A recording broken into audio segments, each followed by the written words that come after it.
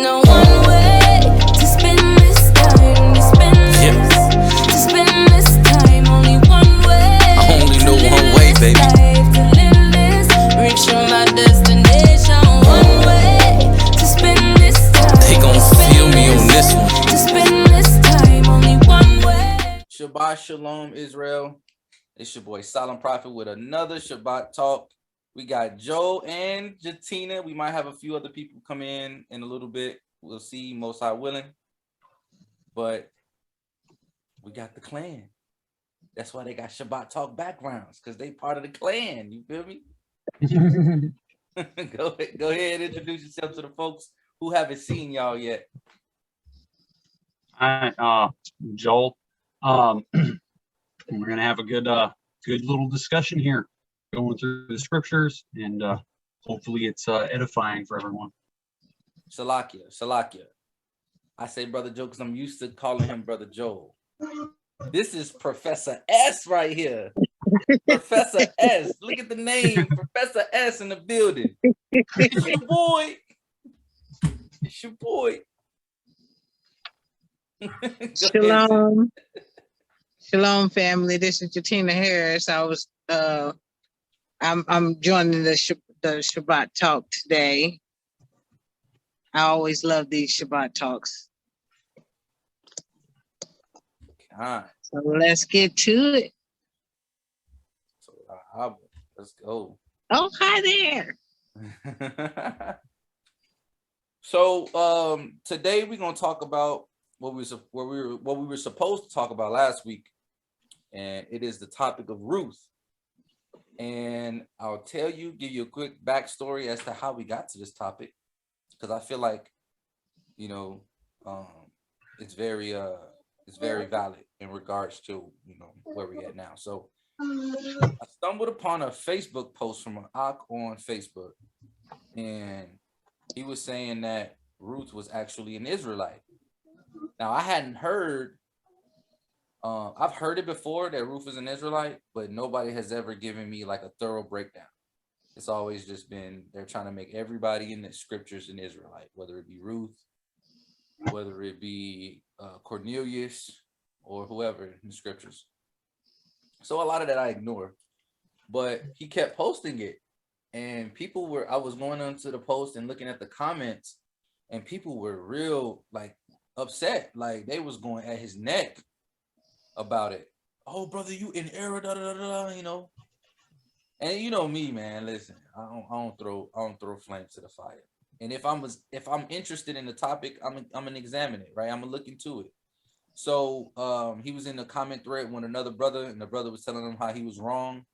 And then the brother who made the post, he just responded, and he responded like very respectfully. I appreciated how he kept his cool, and he just said, "Listen, brother, if you want to know the information, here's the video, and we can discuss." And so I noticed that like 2 minutes later, after the dude sent him the video, the other brother was he messaged back, he commented back like 2 minutes later, like, "Oh, that's wrong because you're using the wrong maps."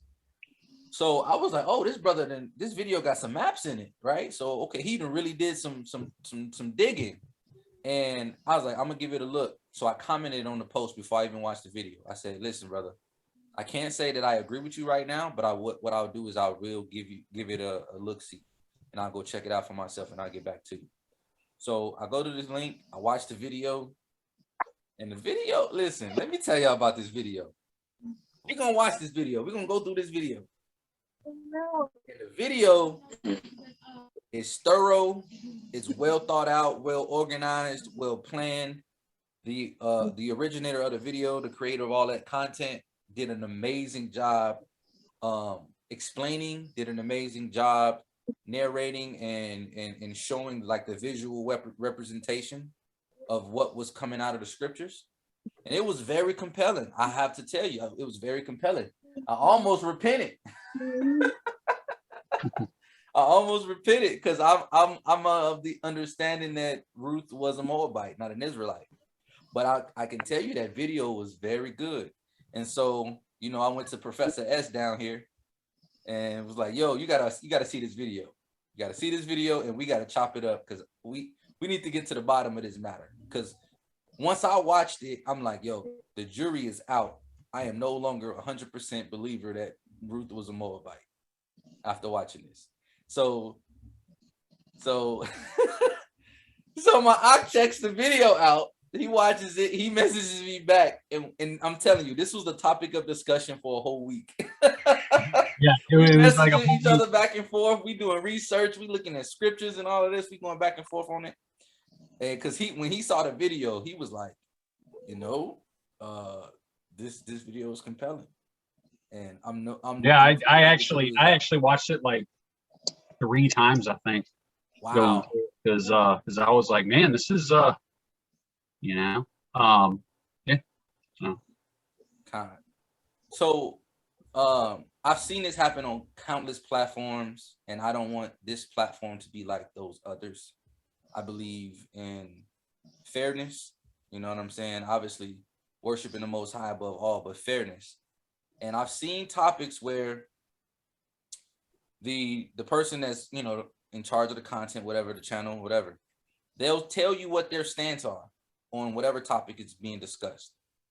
And then they'll vaguely mention the opposing view and then proceed to debunk or to belittle or to, you know, disprove that other opposing view, not really giving it validity, right? And then close with them basically saying like, see, that's why that opposing view is invalid and everything like that, and then close with their point of view. So the people watching it, you're getting their perspective, you get a tiny piece of the other perspective, and then you get bombarded with their perspective. It's not a fair analysis and evaluation if you're talking about a biblical concept, right? Like, I say that my understanding currently is that Ruth is a Moabite, right?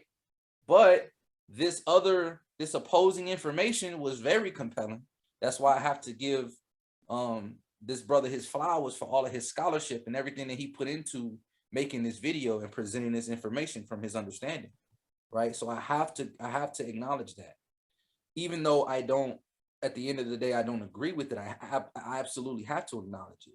And even at the end of the day, and I don't know how, I think in the message you said this, Joe, but I'm to the point where I'm like 90% Moabite, 10% Israelite, right?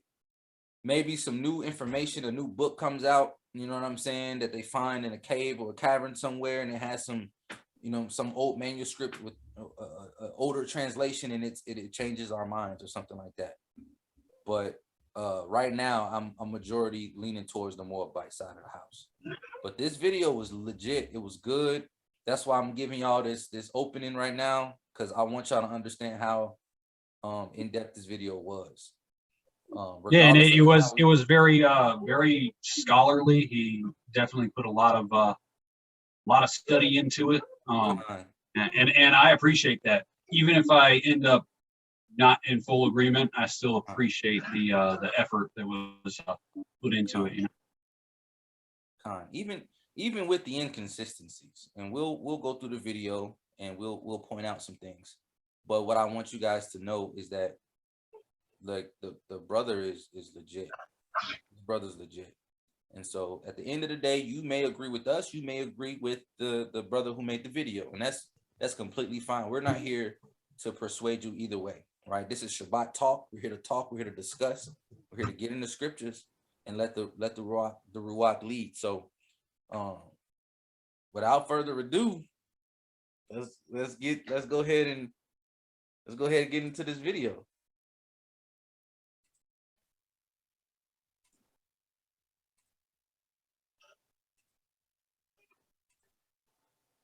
Shalom, Israel. It's Kazawan on my Tribe of Judah Teach page. And I'm doing this video because I've been studying the story of Ruth for a while now, and I found some information that I feel needs to come out. Basically, what I found is that Ruth was an Israelite. Now, I know the popular teaching, even among Israel, is that Ruth was an actual Moabite that married an Israelite man. But after doing the research, I'm convinced that Ruth was an Israelite.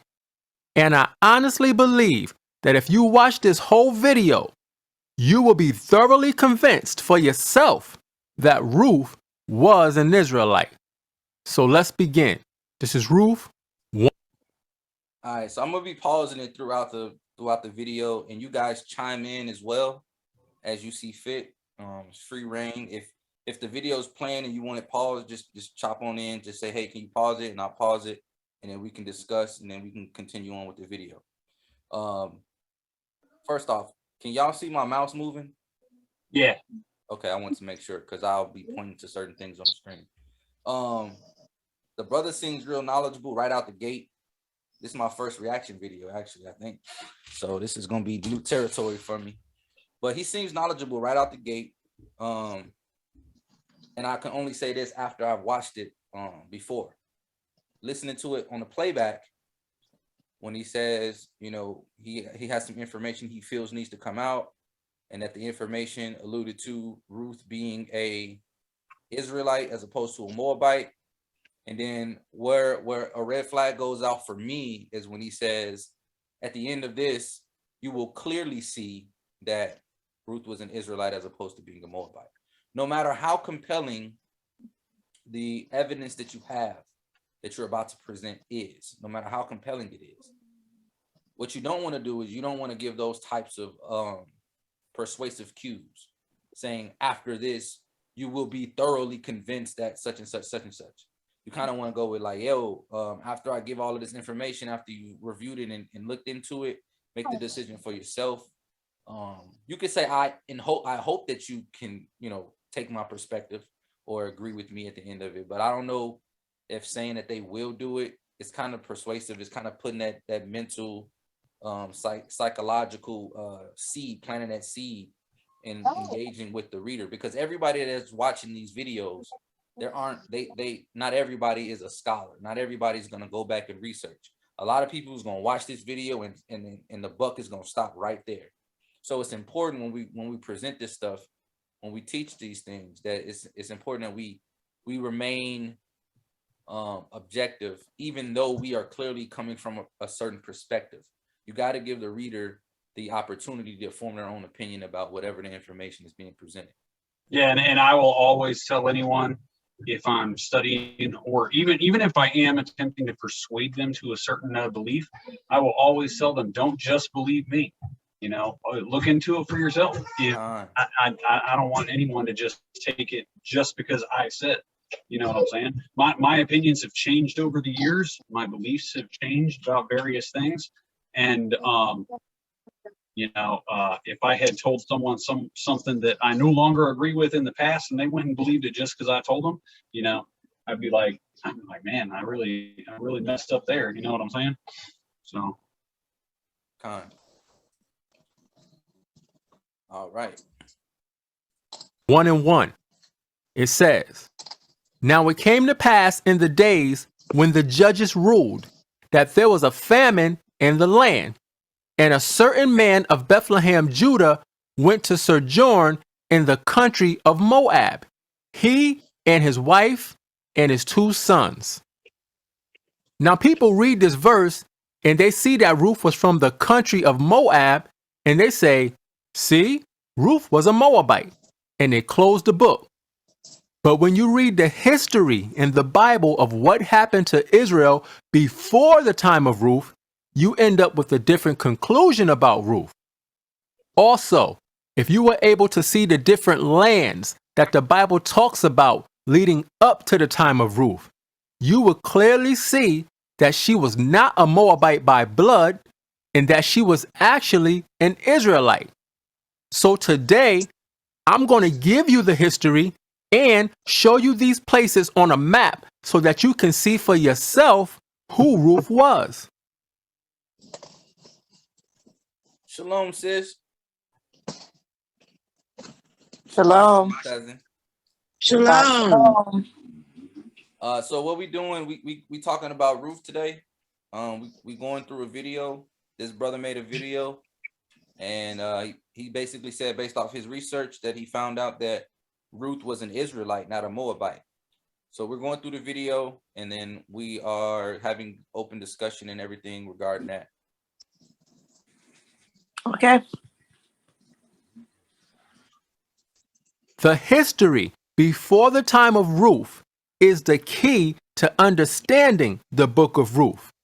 So let's start in Numbers 21, right after the Israelites came out of the wilderness. Now remember, the Israelites have no land. They're coming straight out of the wilderness on their way to the land of Canaan. Let's start there. This is Numbers 21, verse 4. It says, "And they journeyed from Mount Hor by the way of the Red Sea to compass the land of Edom. And the soul of the people was much discouraged because of the way." Let's go down to verse 11. "And they journeyed from Oboth and pitched in Ijebarim, in the wilderness which is before Moab, toward the sun rising." So this is the path they were taking. Verse 13. "From thence they removed and pitched on the other side of Arnon, which is in the wilderness that cometh out of the coast of the Amorites." So they went around Edom and around the land of Moab and passed the Arnon River. It says, "For Arnon is the border of Moab, between Moab and the Amorites." So you see here that the Arnon River is between the land of Moab and the land of the Amorites. It's the border between the two places. The Arnon River plays a major role in understanding the story of Ruth, as you're going to see later. Okay, so Israel went up to Jahaz and they set up camp. Let's see what happened next in verse 21. "And Israel sent messengers unto Sihon, king of the Amorites, saying, Let me pass through thy land. We will not turn into the fields or into the vineyards. We will not drink of the waters of the well, but we will go along by the king's highway until we be past thy borders." So Israel asked Sihon, king of the Amorites, to pass through his land. They were going to travel on the king's highway until they passed his borders. Now the king's highway was a road that went through the land of Edom, Moab, and the Amorites' land all the way up to Damascus. So what they wanted to do was come into the Amorites' land and get on the king's highway and walk all the way up until they got past his border, which was the Jabbok River. And then they were going to make a left and cross over the Jordan River and come down into the land of Canaan. So let's see what Sihon did. Verse 23. "And Sihon would not suffer Israel to pass through his border. But Sihon gathered all his people together and went out against Israel into the wilderness. And he came to Jahaz and fought against Israel. And Israel smote him with the edge of the sword and possessed his land from Arnon unto Jabbok, even unto the children of Ammon, for the border of the children of Ammon was strong.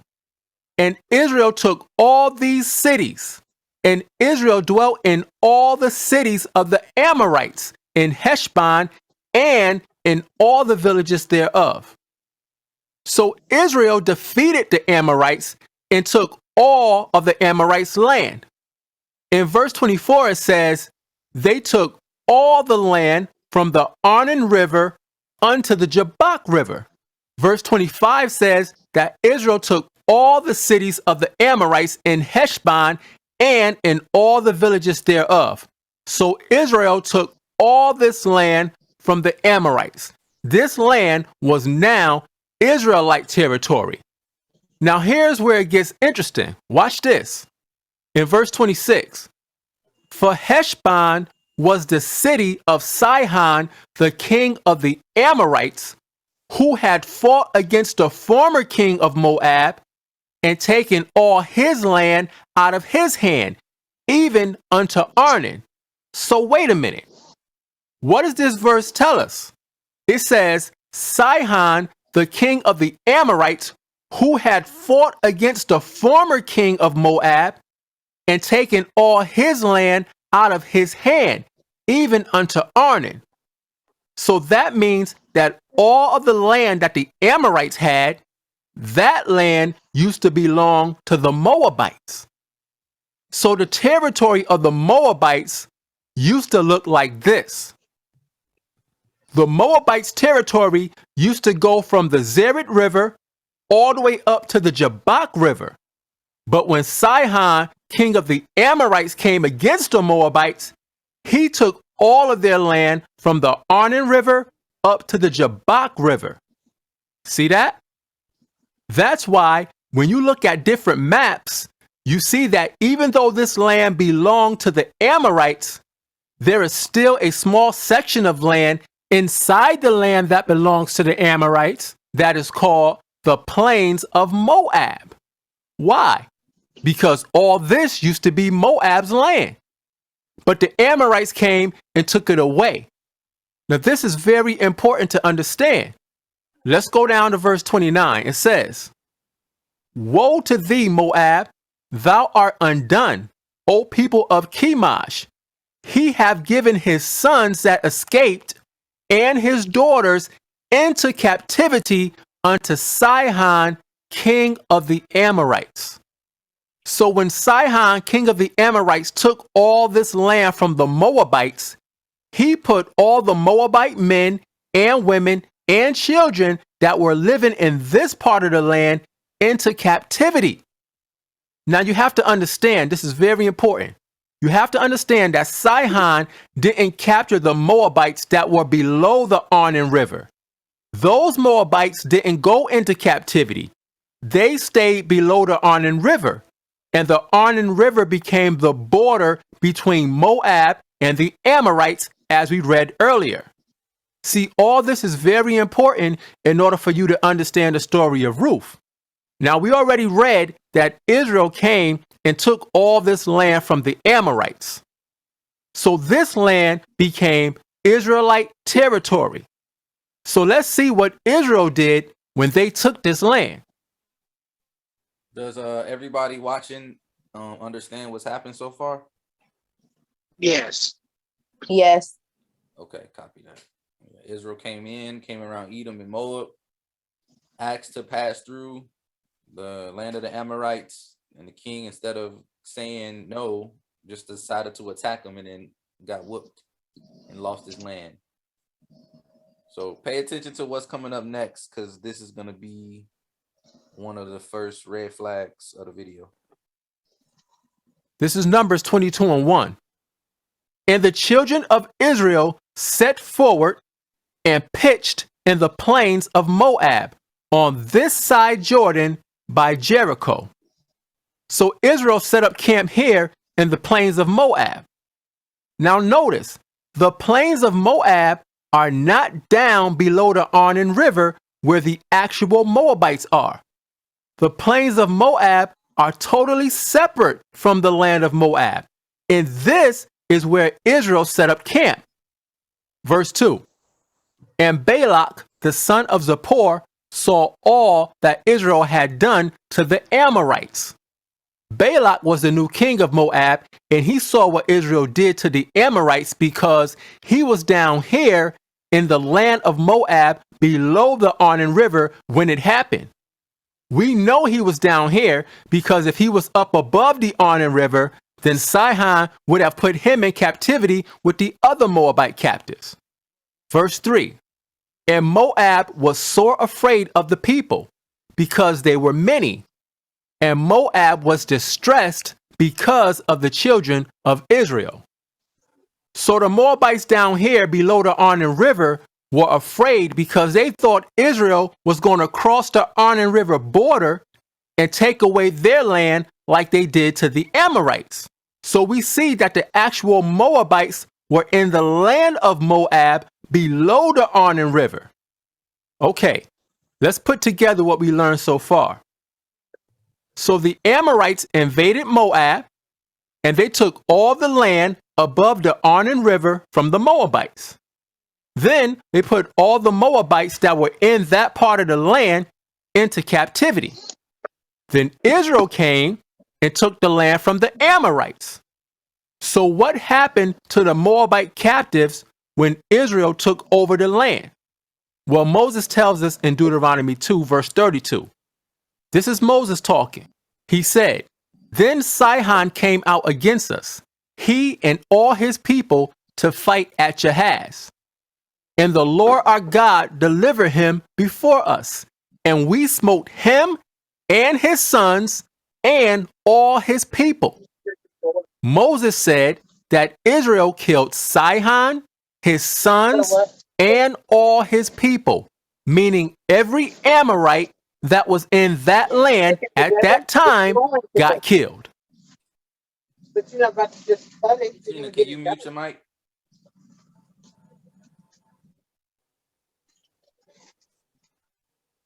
Where you learn that at? Who said that? What? Sis, Well, there's no point in cutting it yet until you're ready.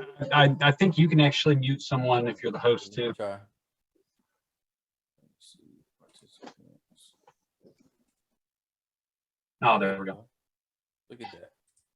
Now, what about the Moabites that Sihon had in captivity? Watch this. Deuteronomy 2 and 34. "And we took all his cities at that time, and utterly destroyed the men and the women and the little ones of every city. We left none to remain." Moses said they left none to remain.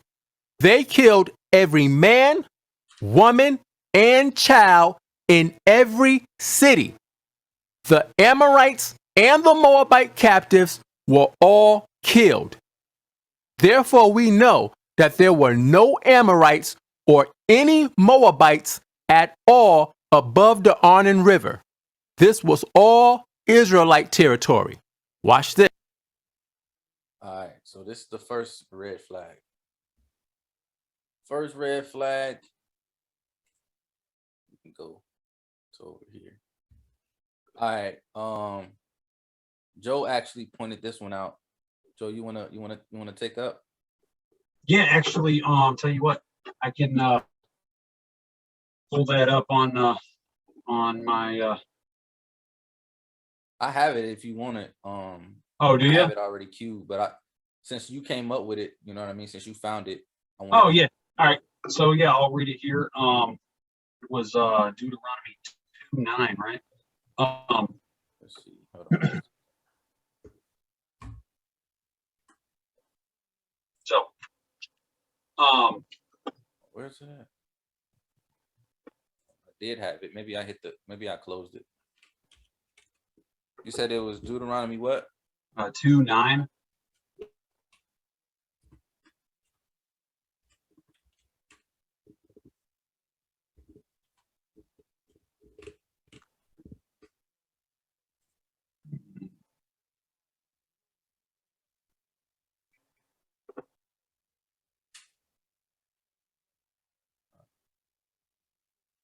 Can y'all see that? It's just a blank screen. You said it's a blank screen? Yeah. I can see it. You sure, Sid? Cousin? All I see is a blank screen. Huh. Really? I can see it. Are you able to see the YouTube channel? I was, but I don't see anything now. I don't know. Because I got it up. It said it showed that you were trying to screen share, and then I don't see anything else. All right, I'll stop the share and then try to share again. All right, what about now? It's still spinning. Maybe she just got a bad connection or Yeah, something. maybe. You connected to your Wi-Fi? Yeah. Huh. Yeah, it's just spinning. I'll just look it up on my Bible. Yeah, we in Deuteronomy chapter 2, verse 9. Chapter 2, verse 9. Which is actually right before the passage that he referenced in the video. So Yeah, I found that interesting that he skipped over that part. yeah. It says participants can now see your screen. Now I can see it. Okay, yeah. Well, I just wait. got the Yeah, I can see it now. Oh, cool. Okay. So yeah, I'll go and read it out the scriptures version, and you got the King James there to compare. I like comparing different versions because it helps you to gain a better understanding of things. Whenever you find that there's a major difference between 2 or 3 different versions, then you can look deeper into it and usually find something very profound. But I'll read it out the scriptures version. It says, and Yahweh said to me, do not distress Moab, nor stir yourself up against them in battle, for I do not give you any of their land as a possession, because I have given Ar to the descendants of Lot as a possession. So here they are, and actually if you go back to verse 8, they passed over the way of the wilderness of Moab, right? So they're already in this area. The Most High specifically tells them not to fight, to contend with Moab in battle, as King James says, or to stir yourself up against them in battle. So clearly they're commanded not to fight with Moabites. So right there,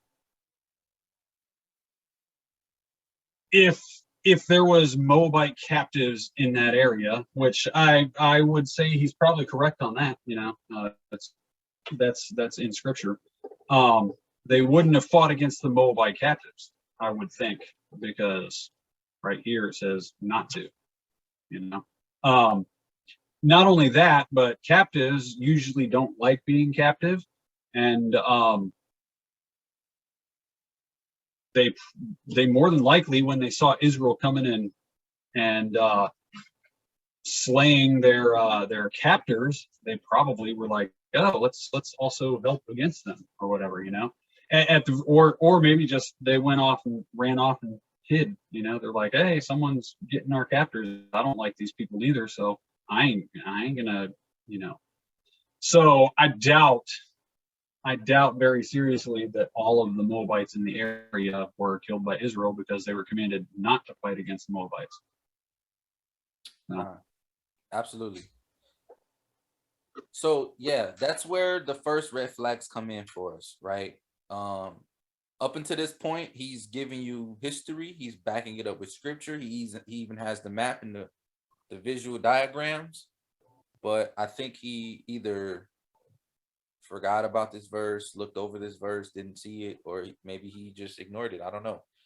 I don't know what the intent was, but I can only speak to the facts that we have, right? And then it also in verse 33, it does say against his people, it says against his people. So correct. That also would be kind of like, well, why would you include the Moabite? I suppose you could say the captives belong to him, right? But at the same time, it specifically says his people. So I would personally say that seems to indicate only his people and not other people, Right. i.e. So not verse Moabite. 9, it says that what we just pulled out, right? Mm-hmm. Not to distress the Moabites, neither contend with them in battle, for I will not give thee of their land for possession, because I have given Ar unto the children of Lot for possession. So the land of Moab would have fell under Lot. So the Most High said, don't fight them, don't do nothing with them, don't mess with them, because their land isn't given to Israel for possession. Now let's scroll down. You said 30 or 31? 33. 33.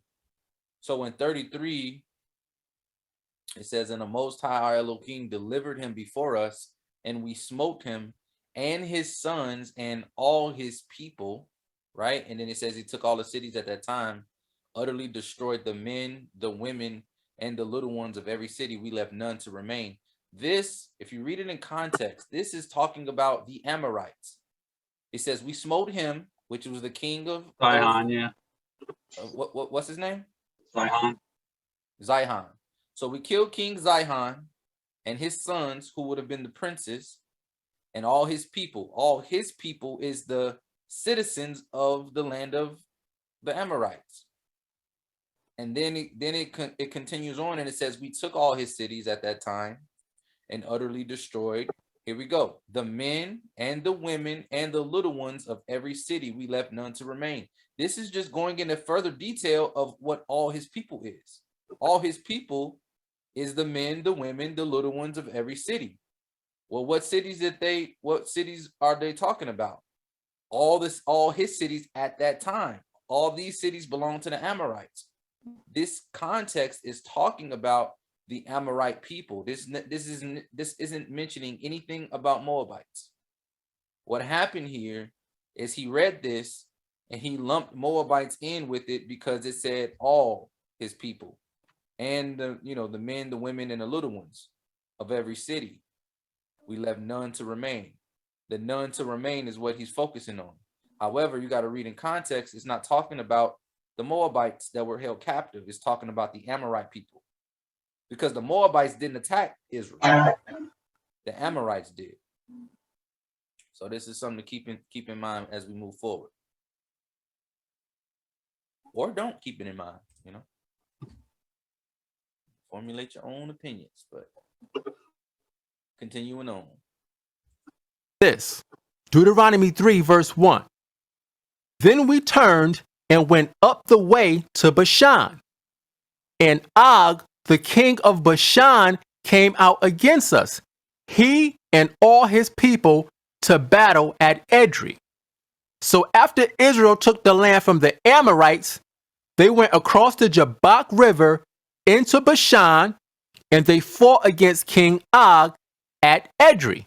Verse 2. And the Lord said unto me, fear him not, for I will deliver him and all his people and his land into thy hand, and thou shalt do unto him as thou didst unto Sihon, king of the Amorites, which dwelt at Heshbon. So the Lord our God delivered into our hands Og also, the king of Bashan, and all his people, and we smote him until none was left to him remaining. And we took all his cities at that time. There was not a city which we took not from them. 80 cities, all the region of Argob, the kingdom of Og in Bashan. All these cities were fenced with high walls, gates, and bars, beside unwalled towns a great many. And we utterly destroyed them, as we did unto Sihon, king of Heshbon, utterly destroying the men, women, and children of every city. So again, it's repeating this, right? We see utterly destroying the men, women, and children of every city. This is talking about the people from the land of Bashan. This isn't talking about Moabites or any captives thereof. Now, we don't know if there was captives in Bashan, because the only thing that the scriptures alluded to was that there was captives in here when the king of the Amorites took over this land from the land of Moab. But it's not talking about other types of people. This is talking about the people of Bashan. So the Israelites defeated King Og, and once again they killed every man, woman, and child in every city, just like they did to Sihon, king of the Amorites. Now watch this, verse 8. And we took at that time out of the hand of the 2 kings of the Amorites the land that was on this side Jordan, from the river of Arnon unto Mount Hermon. So now we see that Israel had all this land in their possession, from the Arnon River up to Mount Hermon. Understand this, there were no Amorites or Moabites living in this land. The Bible says they were all killed. All this land was Israelite territory. The Moabites were down here under the Arnon River. Okay, now that we have that history, Let's start putting the pieces together. Numbers 32:1. Now the children of Reuben and the children of Gad had a very great multitude of cattle. And when they saw the land of Jazer and the land of Gilead, that behold, the place was a place for cattle, the children of Gad and the children of Reuben came and spake unto Moses and to Eleazar the priest, and unto the princes of the congregation, saying, Ataroth and Daban and Jazer and Nimrah and Heshbon and Elealah and Shabam and Nebo and Beon, even the country which the Lord smote before the congregation of Israel is a land for cattle, and thy servants have cattle. Wherefore, said they, if we have found grace in thy sight, let this land be given unto thy servants for a possession, and bring us not over Jordan. Now remember, originally all the tribes were headed to the land of Canaan. But when the tribe of Reuben and the tribe of Gad saw how good the land was that they had already conquered, they asked Moses for that land for a possession. They didn't want to go across the Jordan River into Canaan. They wanted that land. Let's go down to verse 19. This is what they said. For we will not inherit with them on yonder side Jordan or forward, because our inheritance is fallen to us on this side Jordan eastward. The tribes of Reuben and Gad wanted to stay in the land they were in. Let's see what Moses did. Verse 33. And Moses gave unto them, even to the children of Gad, and to the children of Reuben, and unto half the tribe of Manasseh, the son of Joseph, the kingdom of Sihon, king of the Amorites, and the kingdom of Og, king of Bashan, the land with the cities thereof in the coast, even the cities of the country round about. So Moses gave all of the Amorite land to the tribe of Reuben, the tribe of Gad, and half the tribe of Manasseh. Those tribes took all that land and split it up among them. You can see this on multiple maps. Some maps are better than others, but you can clearly see that those tribes took possession of all that land. So now that we've established that, let's jump ahead 300 years later to the time of the judges, because the story of Ruth took place during the time of the judges. Ruth 1:1 starts off by saying, Now it came to pass in the days when the judges ruled. So the story of Ruth didn't take place after the book of Judges, even though that's where it is in the Bible. It took place during the time of the book of Judges. But it's a specific story that happened during that time, so it has its own book. So let's see what happened during the time of the Judges when the story of Ruth actually took place. This is Judges 11:4. And it came to pass in process of time that the children of Ammon made war against Israel. So now the Ammonites want to come against Israel. Not the Amorites we read about before. This is the Ammonites. Verse 5. And it was so that when the children of Ammon made war against Israel, the elders of Gilead went to fetch Jephthah out of the land of Tob. Here's Gilead right here on the map.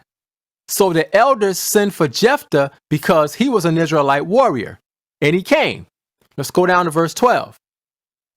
And Jephthah sent messengers unto the king of the children of Ammon, saying, What hast thou to do with me, that thou art come against me to fight in my land? And the king of the children of Ammon answered unto the messengers of Jephthah. Now watch the lie that the king tells. He said, Because Israel took away my land when they came up out of Egypt, from Arnon even unto Jabbok, and unto Jordan. Now therefore restore those lands again peaceably. And Jephthah sent messengers again unto the king of the children of Ammon, and said unto them, Thus saith Jephthah, Israel took not away the land of Moab, nor the land of the children of Ammon. Now notice that Jephthah said, Israel took not away the land of Moab, meaning that they didn't take the land below the Arnon River. Because we read earlier that Israel went around Edom and around Moab. They didn't go into the land of Moab because the Most High had already told Moses not to go into that land. That's Deuteronomy 2 and 9. So you notice he mentions it now. He mentions it now, but he just said not to go into the land, but he didn't mention anything about what the verse actually stated. Not to contend with him in battle, right? Yeah. Because that would literally blow up his entire argument. Mm-hmm. Mm-hmm. You know, it's It interesting. says, Oh, my bad. Go ahead. No, it's all good. When you had sent me this, I had just finished a Torah portion with this particular Haftarah portion from Judges about this story with Jephthah and all that, and so I had that all still really fresh on my mind right when I watched this. It was just interesting coincidence, I suppose. Well, not a coincidence. I don't believe in coincidence, but Well, all praises for the Most High's timing. yeah, Absolutely. Does what we got so far make sense? The video and the points that we're making? Yes. Oh. Yes, to me. Okay. and the Lord said unto me, distress not the Moabites, neither contend with them in battle, for I will not give thee of their land for a possession, because I have given Ar unto the children of Lot for a possession. So Israel never went into the land of Moab below the Arnon River. This is what Jephthah is explaining to the king of Ammon. They went around that land up to Jahaz and set camp up there. Then they took that land from the Amorites, but the king of Ammon is trying to say that that land belonged to him. Now let's pick it up at verse 26. I need you to pay close attention to the question that Jephthah is about to ask the king of Ammon. This is what Jephthah said, verse 26. While Israel dwelt in Heshbon and her towns, and in Aroer and her towns, and in all the cities that be along by the coast of Arnon, 300 years. Why therefore did ye not recover them within that time? Now wait a minute. Jephthah just said that Israel had been in that land that they took from the Amorites for 300 years. He said, we've been here all this time. Why are you trying to take this land now all of a sudden? So this conversation took place 300 years after Israel took possession of that land from the Amorites. So now we know that Reuben, Gad, and half of the tribe of Manasseh was still living in that land 300 years later after Moses gave it to them. That's very important. Now, eventually, the other tribes did cross the Jordan River and they went into the land of Canaan. That's why you see maps like this, showing you where the different tribes lived at in the land of Canaan. So based on all that information, we're going to prove now that Ruth was an Israelite. Here we go. Ruth 1:1. Now it came to pass in the days when the judges ruled. Again, we see that the story of Ruth took place during the time when the judges of Israel were ruling. It says, now it came to pass in the days when the judges ruled, that there was a famine in the land, and a certain man of Bethlehem, Judah, went to sojourn in the country of Moab, he and his wife and his 2 sons. And the name of the man was Elimelech, and the name of his wife Naomi, and the name of his 2 sons Mahlon and Chilion, Ephrathites of Bethlehem, Judah. And they came into the country of Moab and continued there. Now, most people read these verses and they think that Elimelech and Naomi left the land of Judah and went over here into the land of Moab. But that's not what the scripture says. The scripture says that they went into the country of Moab. Now, why did the scriptures use the words country of Moab instead of land of Moab?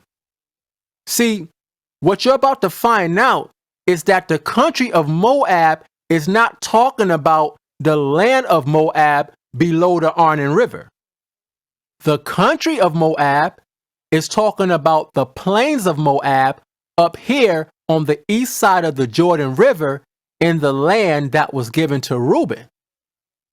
Now we know that Moses gave this highlighted part of the land to the tribe of Reuben in Numbers chapter 32, verse 33. But even after he gave this land to Reuben, the Bible still calls this section of land on the east side of the Jordan River the plains of Moab.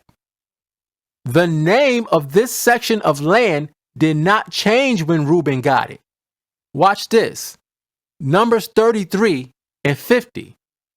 And the Lord spake unto Moses in the plains of Moab by Jordan near Jericho. Numbers 36:13. These are the commandments and the judgments which the Lord commanded by the hand of Moses unto the children of Israel in the plains of Moab by Jordan near Jericho. One thing to notice. So this part of the land was still being called the plains of Moab even after Israel took it over. So now you have the land of Moab below the Arnon River where the actual Moabites lived, and you have the plains of Moab up here above the Arnon River where the tribe of Reuben is. So, where is the country of Moab where Ruth came from?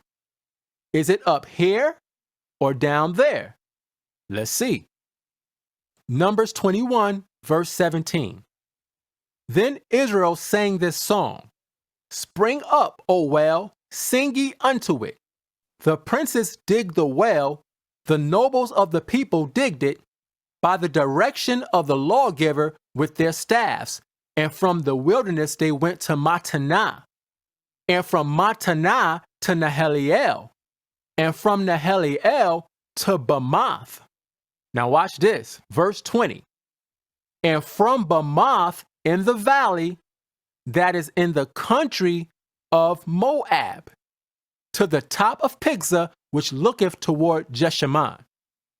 Now verse 20 says, Bamoth in the valley, that is in the country of Moab. So according to the scriptures, Bamoth is located in the country of Moab where Ruth came from. So let's find Bamoth on a map and see where it is. Because wherever Bamoth is, that's where the country of Moab is, according to the scriptures. So let's find it on a couple of maps. Here's the first map. There it is, on the right side of the Dead Sea. Here's another one. There it is again, on the right side of the Dead Sea. Here's another map. There it is again, on the right side of the Dead Sea in the land of Reuben. Let's get another map. There it is again, on the right side of the Dead Sea. And notice what's right next to it? The plains of Moab. See, this whole area is the plains of Moab according to the scriptures. So now we know that the plains of Moab is the same as the country of Moab, because verse 20 tells us that Bamoth is in the country of Moab. Now, since we know that Ruth was from the country of Moab, this proves that Elimelech and Naomi did not go down here to the land of Moab below the Arnon River. They went up here to the plains of Moab, which the Bible also calls the country of Moab, where Ruth was from. Now let me explain where all the confusion comes from. See, you have to remember that at one point, all this land used to belong to the Moabites.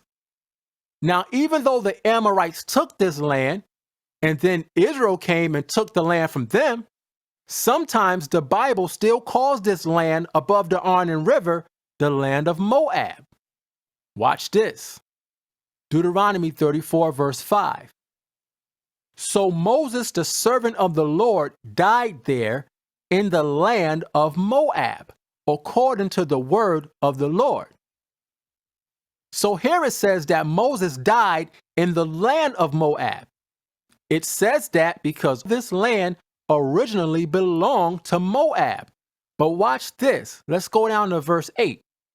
It says, and the children of Israel wept for Moses in the plains of Moab. But in verse 8, it doesn't say the land of Moab. It says the plains of Moab. Why? Because the plains of Moab lets you know that it's talking about a specific part of the land. The plains of Moab is the country part of the land. Just like in your city, for example, depending on where you live, sometimes you might go out into the country to the farming area, or you might take a drive out into the country to get away from the city for a while. It's the same thing. The plains of Moab is the country or rural area of the land, where the fields are and the areas of vegetation. The country. Look at this, Ruth 1:1. Now it came to pass in the days when the judges ruled that there was a famine in the land, and a certain man of Bethlehem, Judah, went to sojourn in the country of Moab. See, there was a famine in the land, so they went to the country of Moab. Let's look this word country up. Here it is. It says, field, land, cultivated field, of home of wild beasts, plain, the plains of Moab. That's where they went. I hope you see how this is connecting. Ruth 1:1 says the country of Moab because it's talking about a specific part of the land, the plains of Moab, which was located in the part of the land that was given to the tribe of Reuben. That's where Ruth was from. Ruth was an Israelite. So when you come across the words land of Moab in the Bible, you have to figure out if it's talking about the land below the Arnon River or the land above the Arnon River. The Bible makes it possible for you to do that by naming other places in the same area. Now, when you see these places on a map like this, you can't deny the truth. It's clear. Unless you just want to hold on to your doctrine. The actual Moabites were down here below the Arnon River in this part of the land. They were no longer living up here in this area above the Arnon River. Remember, Moses said that Israel killed every man, woman, and child of the Amorites and the Moabite captives that was in this part of the land when Israel took it over. Also, Jephthah told the Ammonite king in the book of Judges that Israel was in possession of that land for 300 years at that point. So there is no way Ruth could have been an actual Moabite by blood, because Ruth was born in that land during the time of the Judges. Ruth was an Israelite. She was from the country of Moab, which is in the land that was given to Reuben. Therefore, we can conclude that Ruth was an Israelite from the tribe of Reuben. She was a Hebrew Israelite. Now, I know there's some questions that people might have, so let's deal with some of them.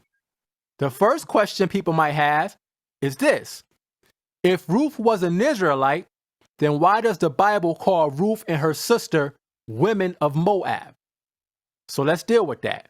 Let's read those two verses in the Bible. This is Ruth 1 verse 3.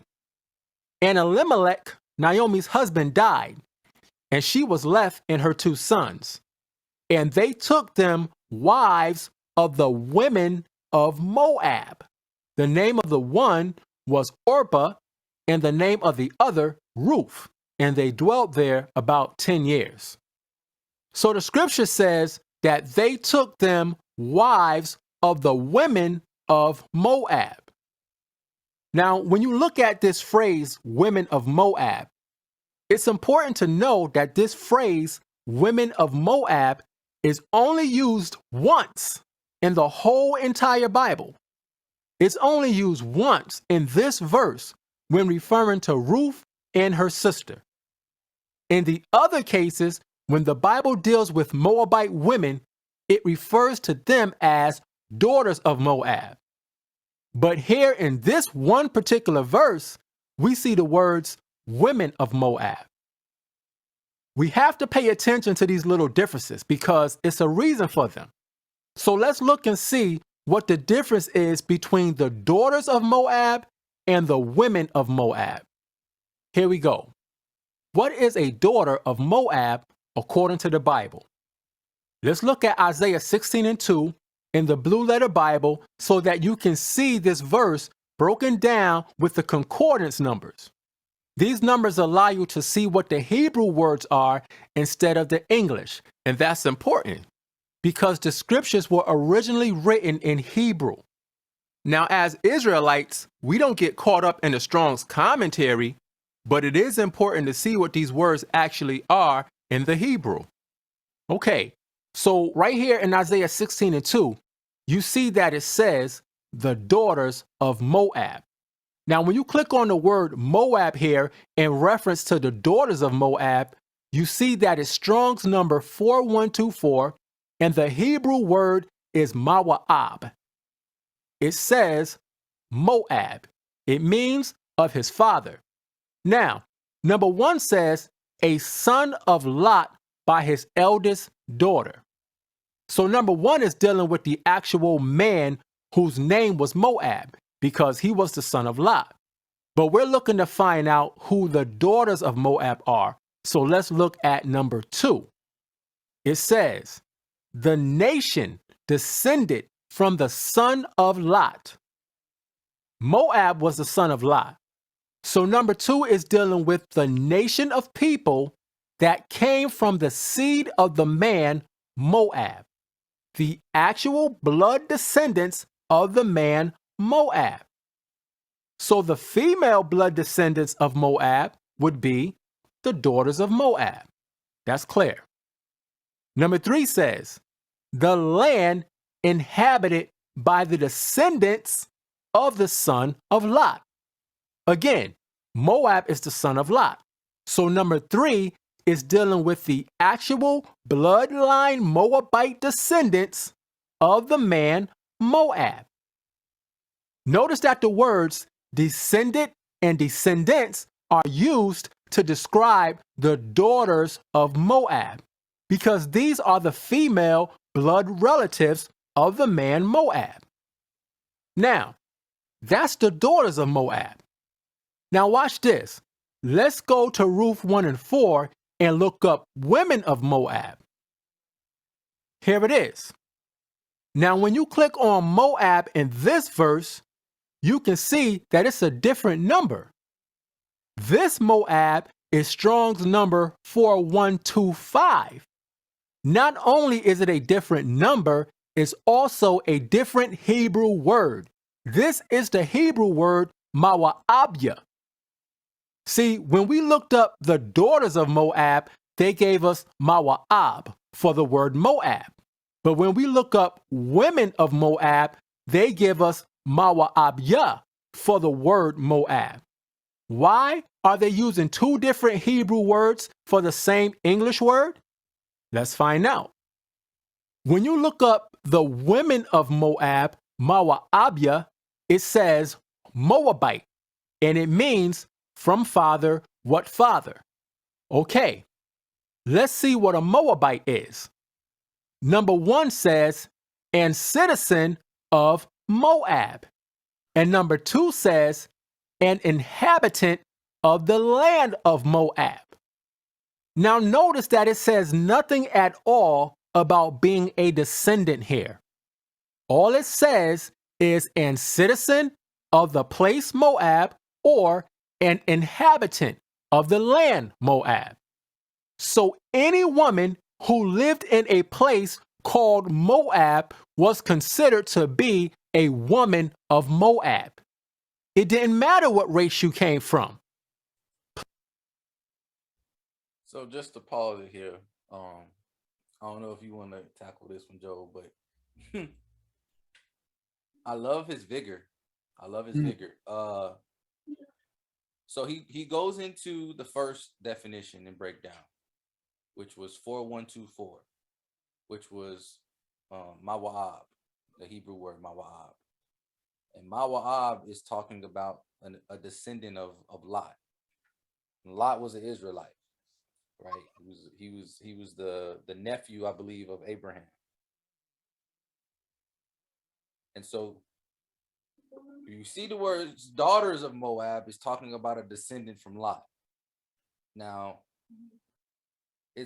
he mentions it. It's interesting that this is only mentioned once, and I haven't fact checked how many times it's actually mentioned. Maybe it is only mentioned once, but he does it to like draw like interest into his conclusion that he gives.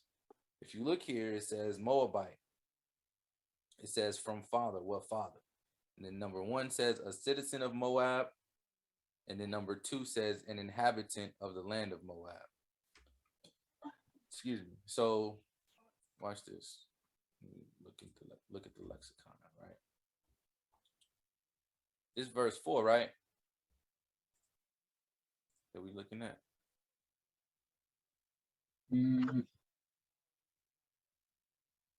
Okay, yep. And they took upon them Moabite women as wives. This is just the NASB. So the KJV says women of Moab. But the Moab that they're using here is 4125, like he already stated. So when you go in here, because all he's showing is the few little definitions and usages, but it's a lot more elaborate. And I found it funny where he said, as Israelites, we don't get caught up in the commentary of the Strong's Concordance. Now, to an extent, I agree with that. I believe you have to take everything with a grain of salt unless it's providing a strong amount of evidence.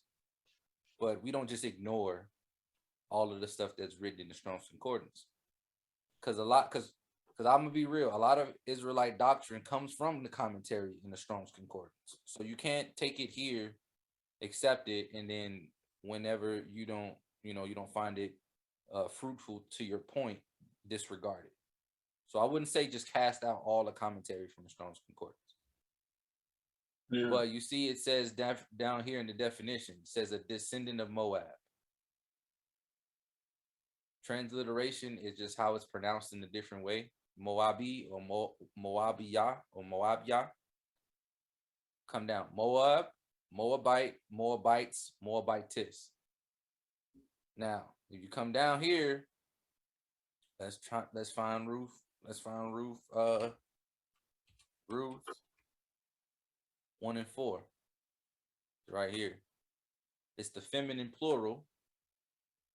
Women of Moab. Okay. Let's see. 1 and 4. So it appears.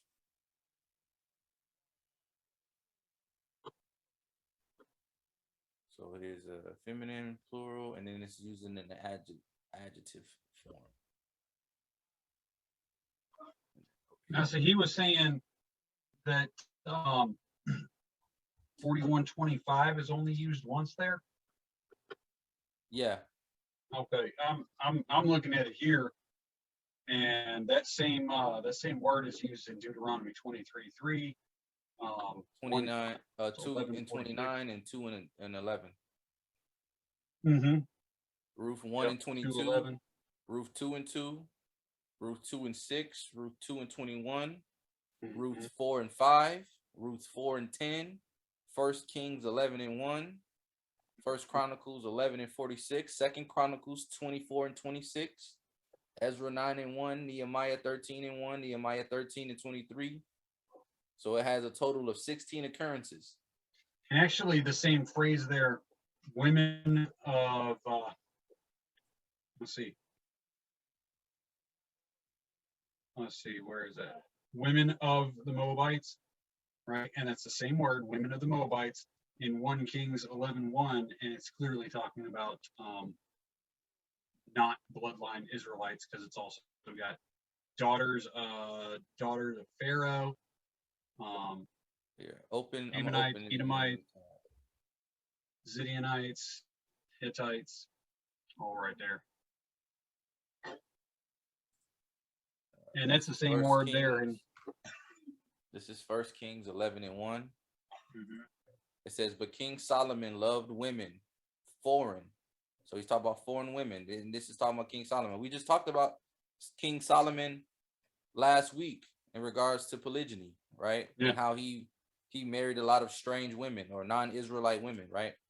So, but King Solomon loved women, foreign, many, and as well as the daughter of Pharaoh, the Moabitess, the Ammonitis, the Edomitis, Sidonianitis, the Hittitis. So Moabitess right here is referring to the Strong's word that's used in Ruth 1:4. And in this context, it's clearly not talking about an Israelite. It's the same word. Correct. And this right here isn't even getting into the commentary of the Strong's Concordance. This is literally just looking at other occurrences where this word came about. Mm-hmm. Now, maybe the brother didn't, maybe he just didn't know that there was a lot of other occurrences of this, because he did say this only occurred one time. But if you're only focusing on up here where it gives you your definition, or down here a definition, or the various usages of the word, you're missing out on a lot of other information, as long as the information over here as well, right? Mm-hmm. And it's important to kind of look at everything and then determine what context or commentary aligns with the scriptures and what context or commentary doesn't align with the scriptures, because it can be really confusing, or you can be misled. Because I'm telling you, as I'm watching the video, I can hear how convincing he sounds, because he sounds very sure. He's providing maps, he's providing scripture, right? He's providing commentary on the point that he's trying to bring out and the point that he's trying to make. But when you take something that's clearly talking about a non-Israelite foreign person in this word in Ruth 1:4, and then you go to whatever he used to pull up in here that does have the word in it, but try to use these two to make his point, that's when it's kind of like, where are you getting your information from? But even I'd even go so far as to say, if you're looking at this page right here, right, a citizen of Moab, an inhabitant of the land of Moab, I would say that this even in the context of what he's trying to do still is pointing to a Moabite. Mm-hmm. Because if this word was talking about a citizen of the plains of Moab, remember the plains of Moab was just a countryside. The plains of Moab wasn't a location where you would say you I'm from the plains of Moab. You would say I'm from whatever city such and such located in the plains of Moab. Yeah. Right? So like for modern day purposes, you wouldn't say you from if somebody asks you where you from, you wouldn't say I'm from Cook County. You would say I'm from Chicago, I'm from Riverdale, I'm from Calumet City, Calumet Park, all of those different places. Even though they're in the Cook County, you don't say I'm from Cook County. Yeah. Right? So a citizen it just means a citizen of Moab, meaning the land of Moab, which is down here, the land of Moab. Now you can try to argue and say that this is actually talking about the country of Moab, but the country of Moab wasn't its own set apart area. there was different cities, as you can see in the map. Wait, I gotta back up a little bit. We were at 39, 37. Right? So you see the plain, let me make it bigger. You see the plains of Moab, but you have separate cities located within here. Even when you read it in the scriptures, when he was validating the plains of Moab, it said Bamoth, right? It mentioned Bamoth in the plains of Moab. So somebody would say, I'm from Bamoth in the plains of Moab, not I'm a citizen of the plains of Moab. This is just a geographical area. This isn't a specific location, right? Heshbon is mentioned, you know, and then you have obviously the geographical markers of the rivers to show the borders. But you say you from a specific citizen of a city or a citizen of an entire country, not a citizen of a segregated land, so to speak. But that's just one of the things to keep in mind when you're talking about it.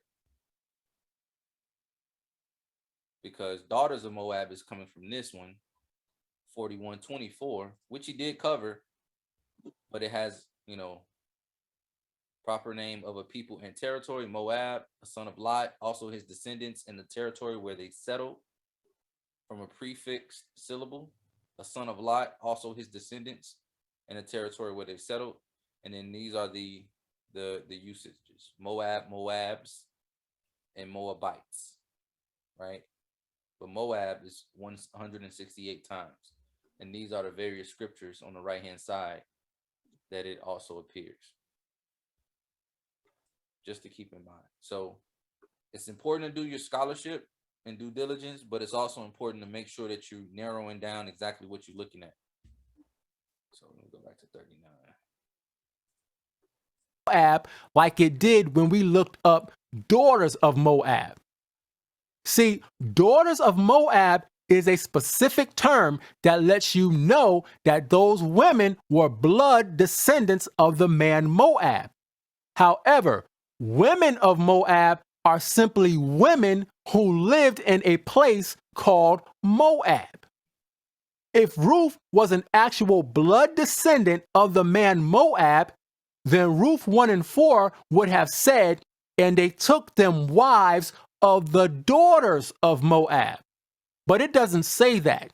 It says, and they took them wives of the women. Hold on one second. What'd you say? And then 1 Kings 11:1 also should have too.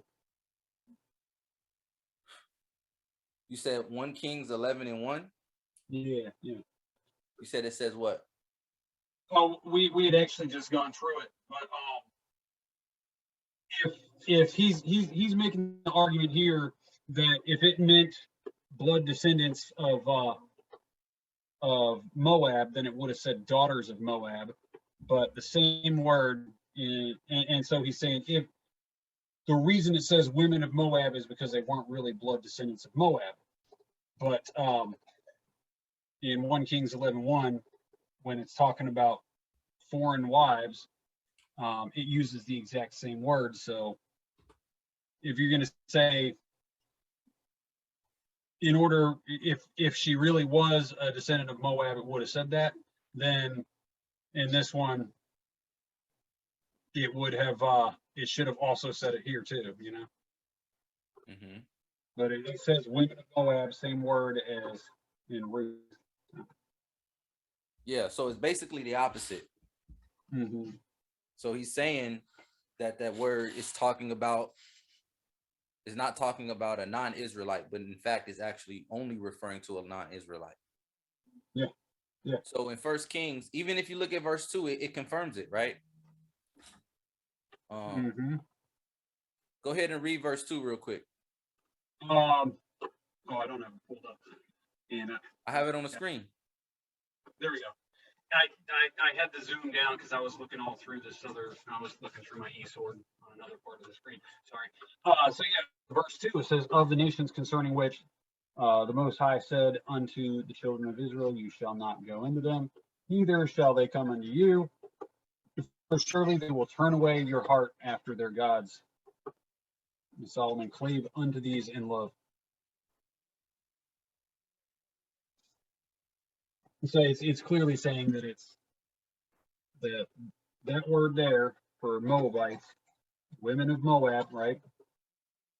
Same word as in Ruth, is clearly talking about non-Israelites from other nations, strange women, and that they're going to turn away his heart to other gods, right? And yeah, Salakia, I had a phone call, so I muted my mic.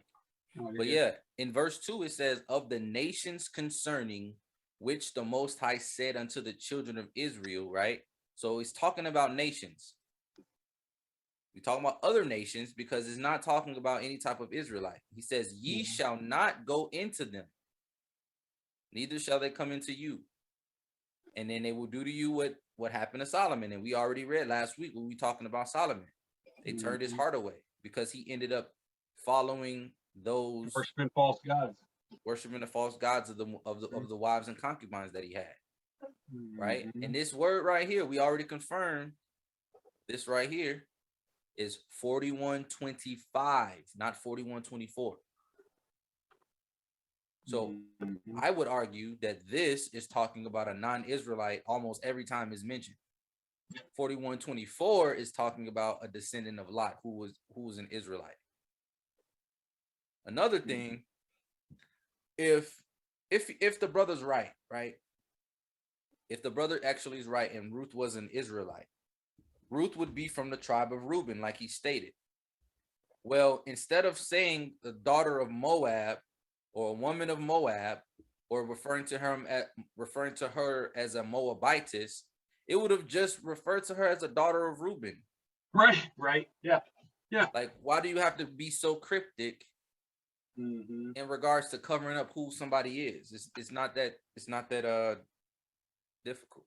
Yeah, because it's all in the original. Now I can understand if it said that in English, but then you go in and look it up and it's something different. You know what I'm saying? But correct. When you go through the lexicon, you look up the words in the Brown Driver Briggs or in the King James. Then you look at other or the Strong's, and then you look at other occurrences. You're breaking up. Oh, well, if you look into other what?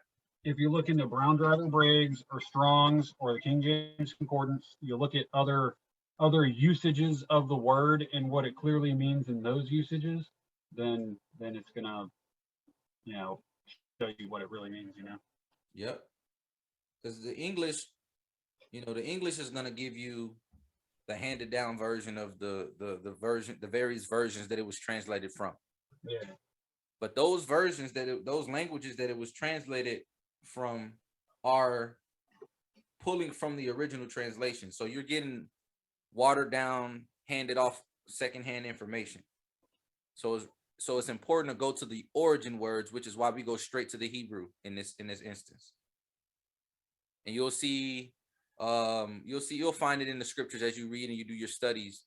It'll say an English word, and then you'll be like, wow. Matter of fact, I'll give you a prime real quick. I'll give you a prime example. Just because I'm a visual person. I'm a very visual person. So, and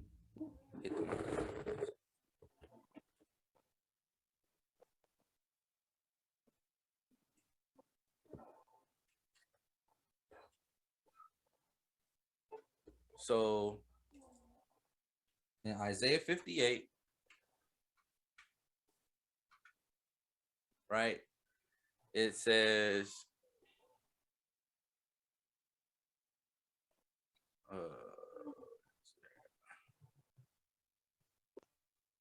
is it 13?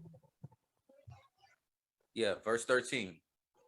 So it says, if thou turn away thy foot from the Sabbath, from doing thy pleasure on my holy day, and call the Sabbath a delight, the holy of the Most High, honorable, and shall honor him, not doing thine own ways, nor finding thine own pleasure, nor speaking thine own words. People read this verse and then they literally change the entire way they keep their Shabbat. They feel like finding I can't do anything pleasurable. If it's pleasurable, I better not do it. Pleasure on his holy day is wrong. And that's not the case. That's not what it's saying. This is what the English has translated it to. But when you go to this exact same verse, so we found it was verse 13, but you look into the translation, right?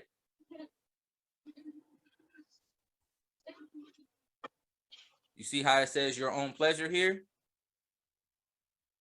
And then again, it'll say your own pleasure here.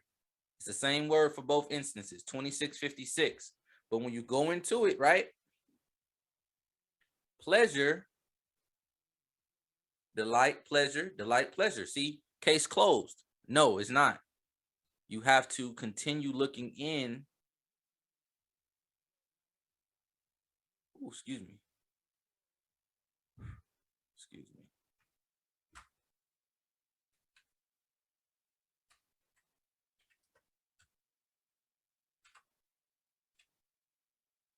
All right, so Isaiah 58:13, right? Look at this. That in which one takes delight, his business. His business is talking about conducting business. The good pleasure calls business of, because it compares it to another scripture.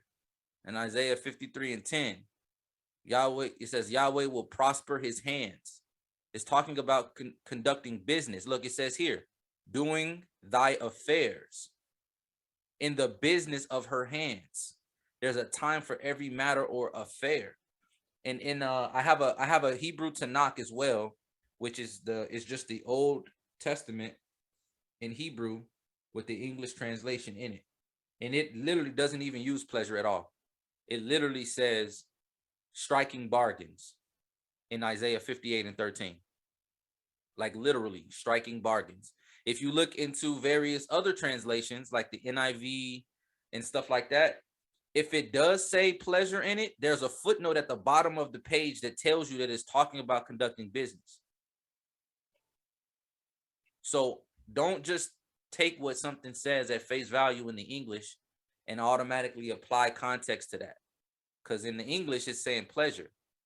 Now, there's a reason why they translated it that way, because in Hebrew culture, actually doing your business, striking bargains, whatever your trade was, whatever your career was, it was pleasurable to you. You enjoy doing that. Nowadays, we just try to go to school, get a degree so we can get a high-paying job, and it ain't really about if we like our jobs or our careers. It's about what pays us the most. But back in those days, they literally had pleasure in doing the stuff that they was doing. If you was a carpenter and that was your job, listen, you enjoyed doing that. You took pride in the work that you produced. Yeah, you didn't learn to do something that you didn't want to do. Like, I mean, if I never wanted to plant a field, never wanted to harvest crops, I wouldn't go out and learn how to do that. You know what I'm saying? I would find something that I enjoy doing, like exactly carpentry or masonry or any other kind of job. You know what I'm saying? Or animal husbandry, right? If I don't like planting grain, then I'm gonna find something else to do, like tending livestock. You know what I'm saying? You wouldn't go out and try to learn how to do something you don't want to do. And if you ended up deciding you didn't like it, then you'd go find something else to do. I mean, you're not gonna, you'd be like, oh, well, I hate these sheep, so I'm just gonna stick with it and keep farming them. No, you're gonna be like, okay, I'll sell these sheep and I'll start fishing instead. I'll go and be a fisherman instead. You know what I mean? It's just not how you would do it, back then. Today we've got it all mixed up where we think, oh well, if you work a job you hate, as long as it pays you good, it's worth it. But back then, no, it wasn't like that. Exactly. Of Moab. That's why the writer put women of Moab in this verse, because Ruth and her sister were not Moabites by blood. They were Israelites who lived in the country of Moab, above the Arnon River. So they were called women of Moab. I really hope you can see that. Another thing to note, right? If they even if they were living in this area right here, right? It doesn't automatically make them of the tribe of Reuben because they lived in this area during the time where, you know, the tribe of Reuben inhabited this entire land. It was the Israelite territory. Also, look at the word that was used to translate for them, lets you know that there were, or there must have been, still Moabite captives living in here. Because if it wasn't, it would have referred to them from, it would have associated them with the tribe of Reuben or as an Israelite in some way, shape, or form. But the translation and the word that you pull it from lets you know that it's talking about a Moabite, not a Israelite or a Reubenite. Because sometimes these people, you know, these tribes also, if you come from one of these tribes, sometimes they'll call you like a Benjamite or a Reubenite and stuff like that, a Gadite. So that's the answer. They were called women of Moab because they were Israelite women who lived in the country of Moab. Number 2, the second argument people have is that they say Ruth can't be an Israelite because she referred to Naomi as being a different people than she was. So let's read it. This is Ruth 1:8.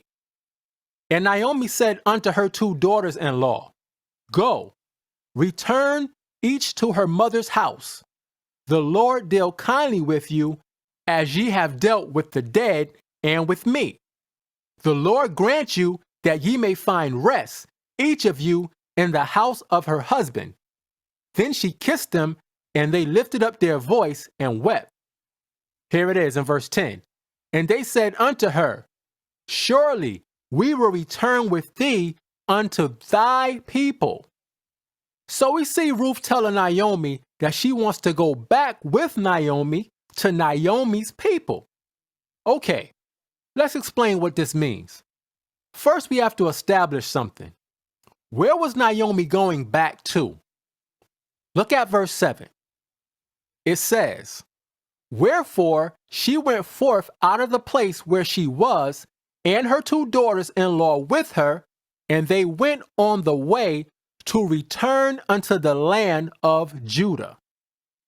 So Naomi was going back to the land of Judah. Also, let's see where Naomi's husband was from. Verse 1 says, And a certain man of Bethlehem, Judah, went to sojourn in the country of Moab. So we can see that Naomi and her family were from the tribe of Judah. Now, we already proved that Ruth was from the tribe of Reuben. So all Ruth was saying in verse 10 was this: Let me return with you unto your tribe. Because Ruth was from a different tribe. This is all Ruth was saying. Because what did Naomi say to Ruth to make her say that in the first place? Look at verse 8. And Naomi said unto her 2 daughters-in-law, Go, return each to her mother's house. Now, where was Ruth's mother's house at? It was in the land of Reuben. So Naomi was telling Ruth to go back to her mother's house in the land of Reuben, where her tribe was. But Ruth said, Nah, I'm going to go with you to your people, meaning to your tribe. So something to make note of, right? You see how he did that? Tell you, this brother is really good. So Yeah, I got that. we've already confirmed, right, that it's referring to them as Moabites. They're not Reubenites. But even if you still were like, okay, country of Moab, Reuben, they were Israelites. See, they were talking about going from the tribe of Reuben to the tribe of Judah. This is before the split of Israel, right? This was before the split. And later on, Israel splits between the northern and southern kingdoms. During that time, they would refer to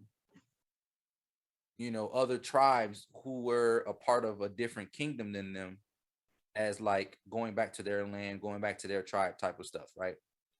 This is before that. If you were an Israelite from any of these tribes, right, you were an Israelite. It's not talking about go back to your people. Y'all are all family. Yeah, y'all have your own, your segregated areas in your lands, but it's not like if you from Reuben and you go to Judah, it's not like it's a completely different people or anything, you're all the same people. Now, why did we're all the same.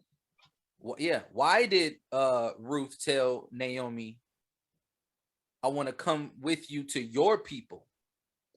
Well, Naomi, as he confirmed, was from the tribe of Judah. She wants to go with Naomi back to her people because Naomi was going to go to Judah regardless. She tried to tell them to go back to their mother's house. Well, who's their mother's house? Because let's look at, because Naomi is speaking from the perspective of an Israelite, right? And Israelites follow the Torah. Torah is the law, right? The law given to Moses by the Most High. Right. But Torah is a lifestyle. It's not just a set of rules. So based on the custom and the lifestyle, a woman needed to have coverage. Both Ruth and her sister Orpah, both their husbands died. And Naomi's husband died. So all of them were widows. Right? Naomi was going back to her land to seek covering because she was a widow, right? So she would get covering from her tribe, from her specific people. She was trying to keep Ruth and Orpah to get covered. So they would have had to go back to their mother's house, which would have been their father's house. And their father would have then been the covering back over both of them until they were able to marry again. Because the death of their husbands would have terminated the marriage covenant that they had with Naomi's sons. This is all Torah. But why would Naomi have to explain that to them? Yeah, because if they were to go back to their land if they didn't already understand the custom.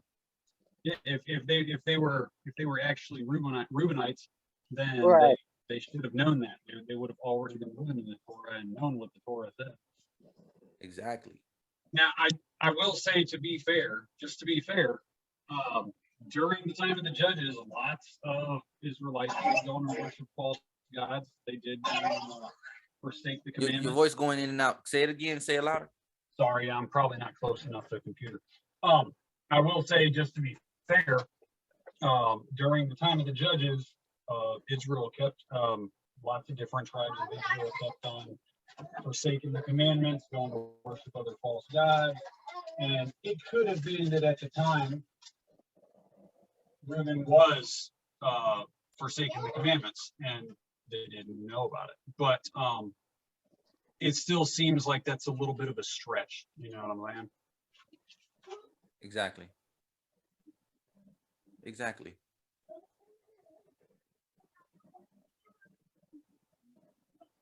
Yep, I'm convinced that she was not an Israelite.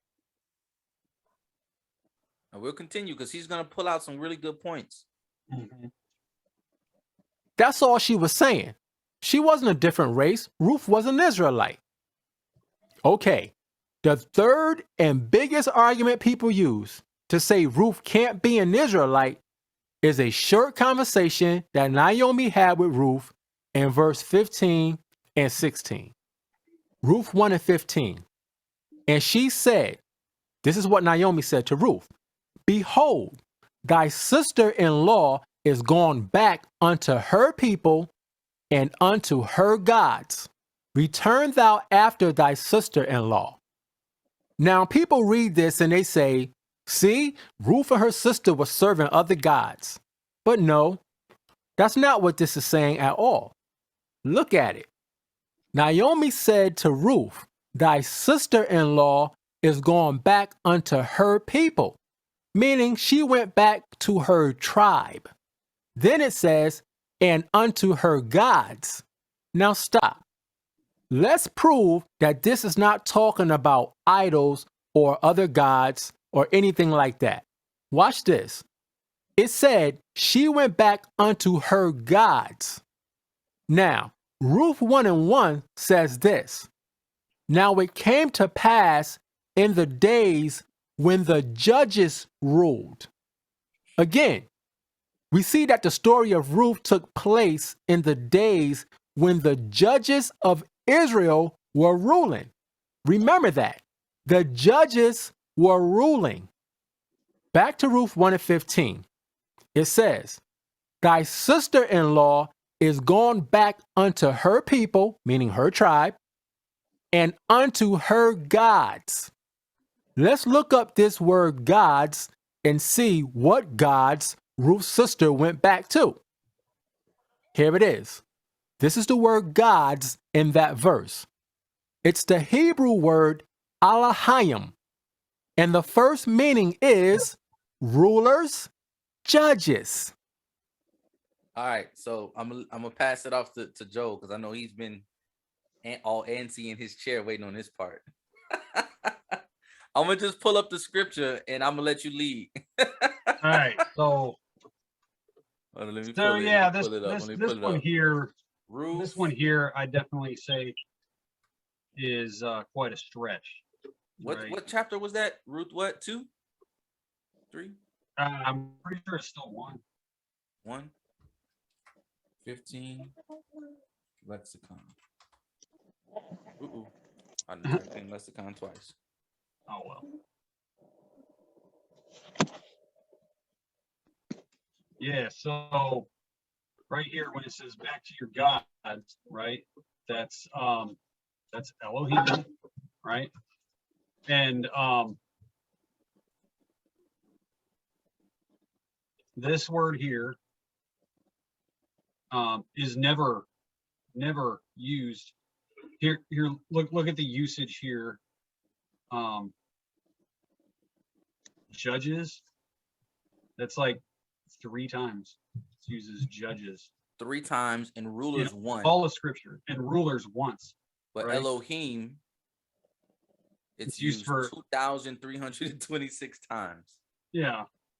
And in fact, when I looked it up on my eSword, any of the times that it says judge or judges that it's translated as, it's actually pretty clearly talking about the Most High. So, hold on, let me look it up. Judge. Okay, rulers and judges. So after it's talking about rulers and judges, these are the specific scriptures that it's talking about. Yeah. Ruth is not located here. No, it's also the judges. I mean, if you go back to Ruth chapter 1 verse 1, it says in the time of the judges. Oh yeah, go ahead and do that.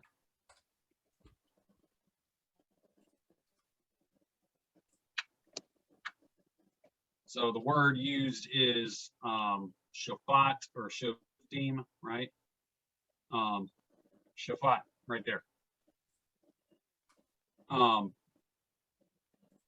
That's what's used for judges. I mean, the book of Judges in Hebrew is Shoftim, and they're never once through the whole book of Judges or anywhere else in Scripture referred to as Elohim.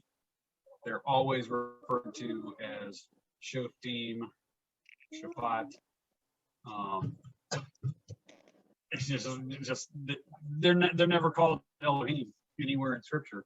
So it's really a stretch. It's really a stretch to say that this one time it's referring to judges in a different tribe. You know what I'm saying? Yep. And Ruth 1:1 is located right here. Yeah. So why would it even in the same chapter be referring to them by a completely different name or a completely different title than it did in the first verse of the same chapter? You know. Exactly. That one I think is really just he's seriously stretching that one a lot. Here's another nail in the coffin right here. The second occurrence that Ruth 1:1 appears for this word, it's under context B. It says of man. Yeah, of man. Yeah. Of man. This is clearly not talking about the Most High or any false god or any type of Elohim or mighty ones. This is literally talking about of man, because men were judges. When I mean men, I mean like mankind, because there was a female judge too. But it's talking about mankind, like human beings, mortals, not celestials. So always be careful when you're listening to people. So when the scripture says that she went back unto her gods, it means that she went back to her rulers or her judges, the judges over her tribe. See, remember, the story of Ruth took place in the days when the judges ruled. Those are the gods that she went back to, the judges. See, this is why you have to know the history, because during this time, there were different judges placed in each tribe to rule over the people. The Most High set it up that way. Look at this, Deuteronomy 16, verse 18. It says, judges and officers shalt thou make thee in all thy gates, which the Lord thy God giveth thee, throughout thy tribes, and they shall judge the people with just judgment. See, every tribe had rulers and judges over them. The judges in the land of Reuben were different from the judges in the land of Judah. So when you look at Ruth 1:15, all Naomi said was that Ruth's sister went back to her tribe and back to her judges that were set up in the land of Reuben. That's it. Now, after that, now once again, I'll go in and say, if you look at Deuteronomy, right there where we just said 16 and 18, it is the word is Shabbat. It's not Elohim. Exactly.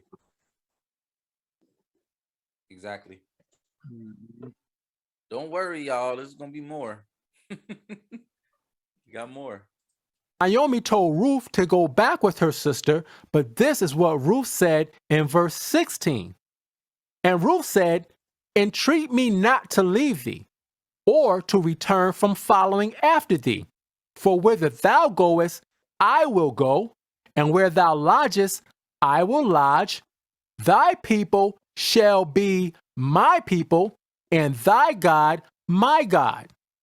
If Ruth was an Israelite, there would be no need for neither one of these verses. Yeah. It's simple as that. There would be no need for any one of these verses, because Naomi's people shall be my people. Naomi's people will be her people.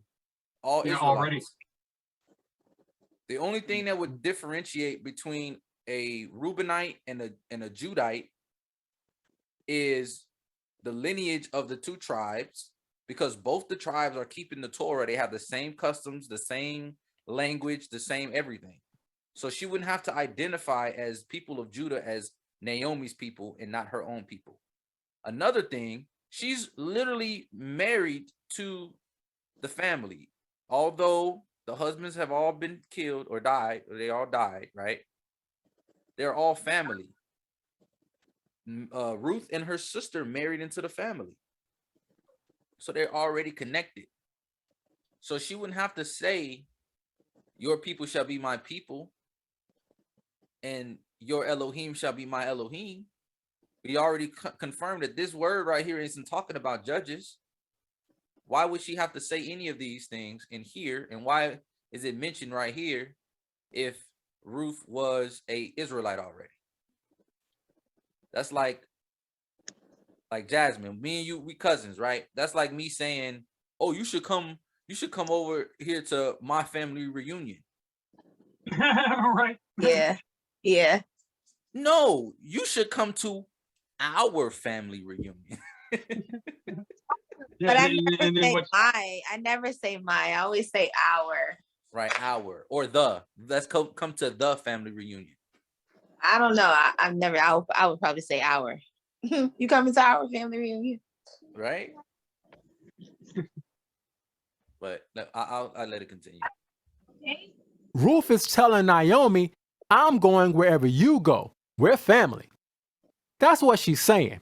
Now, let me show you something. I want to focus on the part where it says, thy people shall be my people, because this is the part that confuses people. They think Ruth is saying that she's not an Israelite. So let's focus on that section that says, thy people shall be my people. If you have a King James Version Bible, which you should have, and you look at this verse in your Bible, you'll notice that the words shall be are in italics. Now, whenever you see words in the Bible that are written in italics, that means that those words were not in the original Hebrew writings. Those words were added to the scriptures later on by the translators. In other words, the prophets did not write the words shall be in this verse. The men who translated the Hebrew writings into English, they inserted the words shall be. Look at this. This is some information about italicized words in the Bible. You can see the website here if you want to check it out for yourself. It says, the italicized words in the King James Bible are words that were added by the translators to help the reader. So they're saying that they added these words to help people understand what's being said. And sometimes it does help clarify certain things.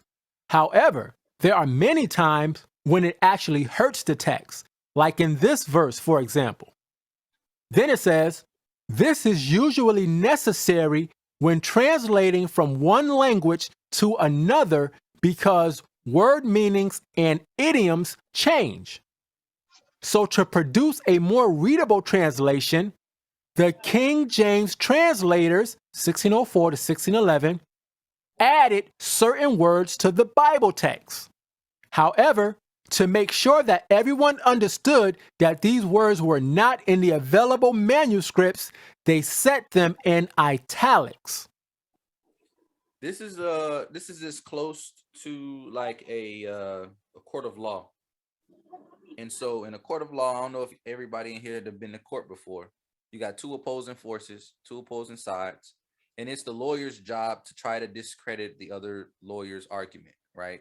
And a lot of times it's regarding evidence, and they'll try to get certain evidences thrown out, right? So when he was going after shall be, because it was in italics, he focused on this to try to discredit shall be to further help his point in trying to justify it, talking about Ruth being an Israelite, not a Moabite. The reason why they added shall be my people is because they understood that Ruth was a Moabite. So they were trying to add that, and I'm not a fan of adding or taking away anything from the text. So be careful with the different versions that you read. But I see what they did here, and they were adding it to add more emphasis to show that Ruth was literally sincere in her request to Naomi to allow her to remain with her on her journey to Judah and remaining a family. Ruth was basically telling Naomi, look, it don't matter that your son passed away, which was my link to you. I love you. I want to be with you. I want to stay with you.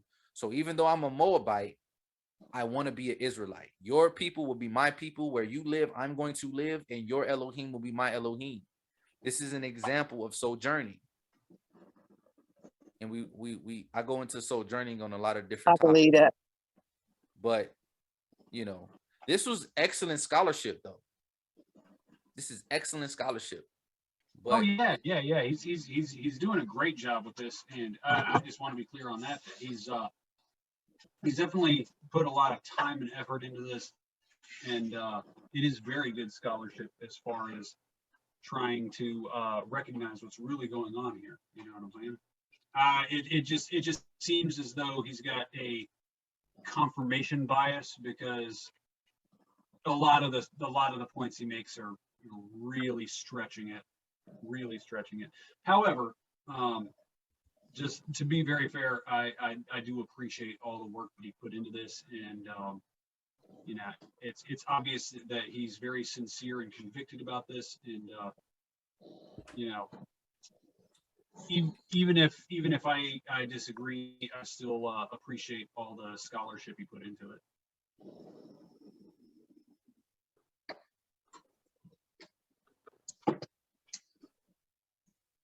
And I agree. That's why before we even got started, I had to give this brother his flowers, because you know, a lot of time, thought went into this video, getting all the information, looking at the maps. Listen, it's really hard to find biblical maps. It's hard to find them, and then it's even harder to find accurate biblical maps. You know, because anybody can throw a map together.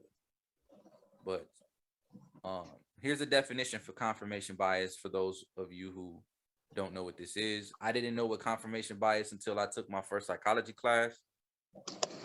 And then I forgot about what it meant until I was studying how the human brain works and operates, trying to understand why people believe in what they believe in.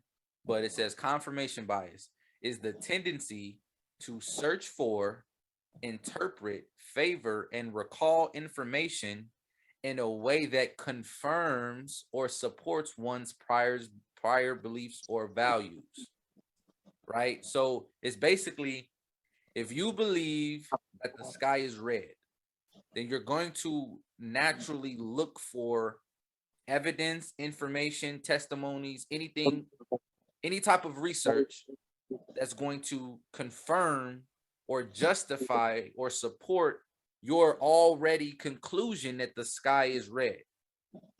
So any type of information that you find that supports it, you're going to keep it. Any type of information that you find that doesn't support it, you're going to throw it away, because you're trying to prove that the sky is red, even though the sky may not be red. So like using the video as an example, the brother's clearly from the perspective that Ruth is an Israelite. So in his studies, he's looking for things that are going to confirm or things that's going to support his argument towards Ruth being an Israelite. Like he looked over Deuteronomy 2:9, where that's when the Most High told Israel that they shouldn't attack or come against Moab, the land of Moab, because he didn't give them that land for possession. He gave that land to the descendants of Lot for possession. And so he didn't use that verse in the context in regards to saying that all of the Moabite captives were destroyed in the land of the Amorites when the Israelites took over. He did, however, return to that verse at a later point, but to justify a completely, totally different point. So he wasn't looking for that verse, because that verse literally was like a smoking gun. It literally contradicted his argument. So he probably didn't even see the verse, to be honest. Like he probably read the verse, but it was not what he was looking for. So he just continued going on with his scholarship. And then when the verse was useful, that's when it came back up, because it supported what he was trying to say. It says people display this bias when they select information that supports their views, ignoring contrary information, or when they interpret ambiguous evidence as supporting their existing attitudes. The effect is strongest for desired outcomes, for emotionally charged issues, and for deeply entrenched beliefs. Deeply entrenched beliefs. We're talking about the scriptures right now. Confirmation bias cannot be eliminated, but it can be managed, for example, by education and training and critical thinking skills. So you can't really, everybody got biases, and that's fine. Yeah. The important thing is to identify that you are biased on a certain topic and to try to be as objective as possible and focus more on the evidence that's there, whether it supports or doesn't support your point, and then follow where the facts lead as opposed to where your emotions are leading you and taking you.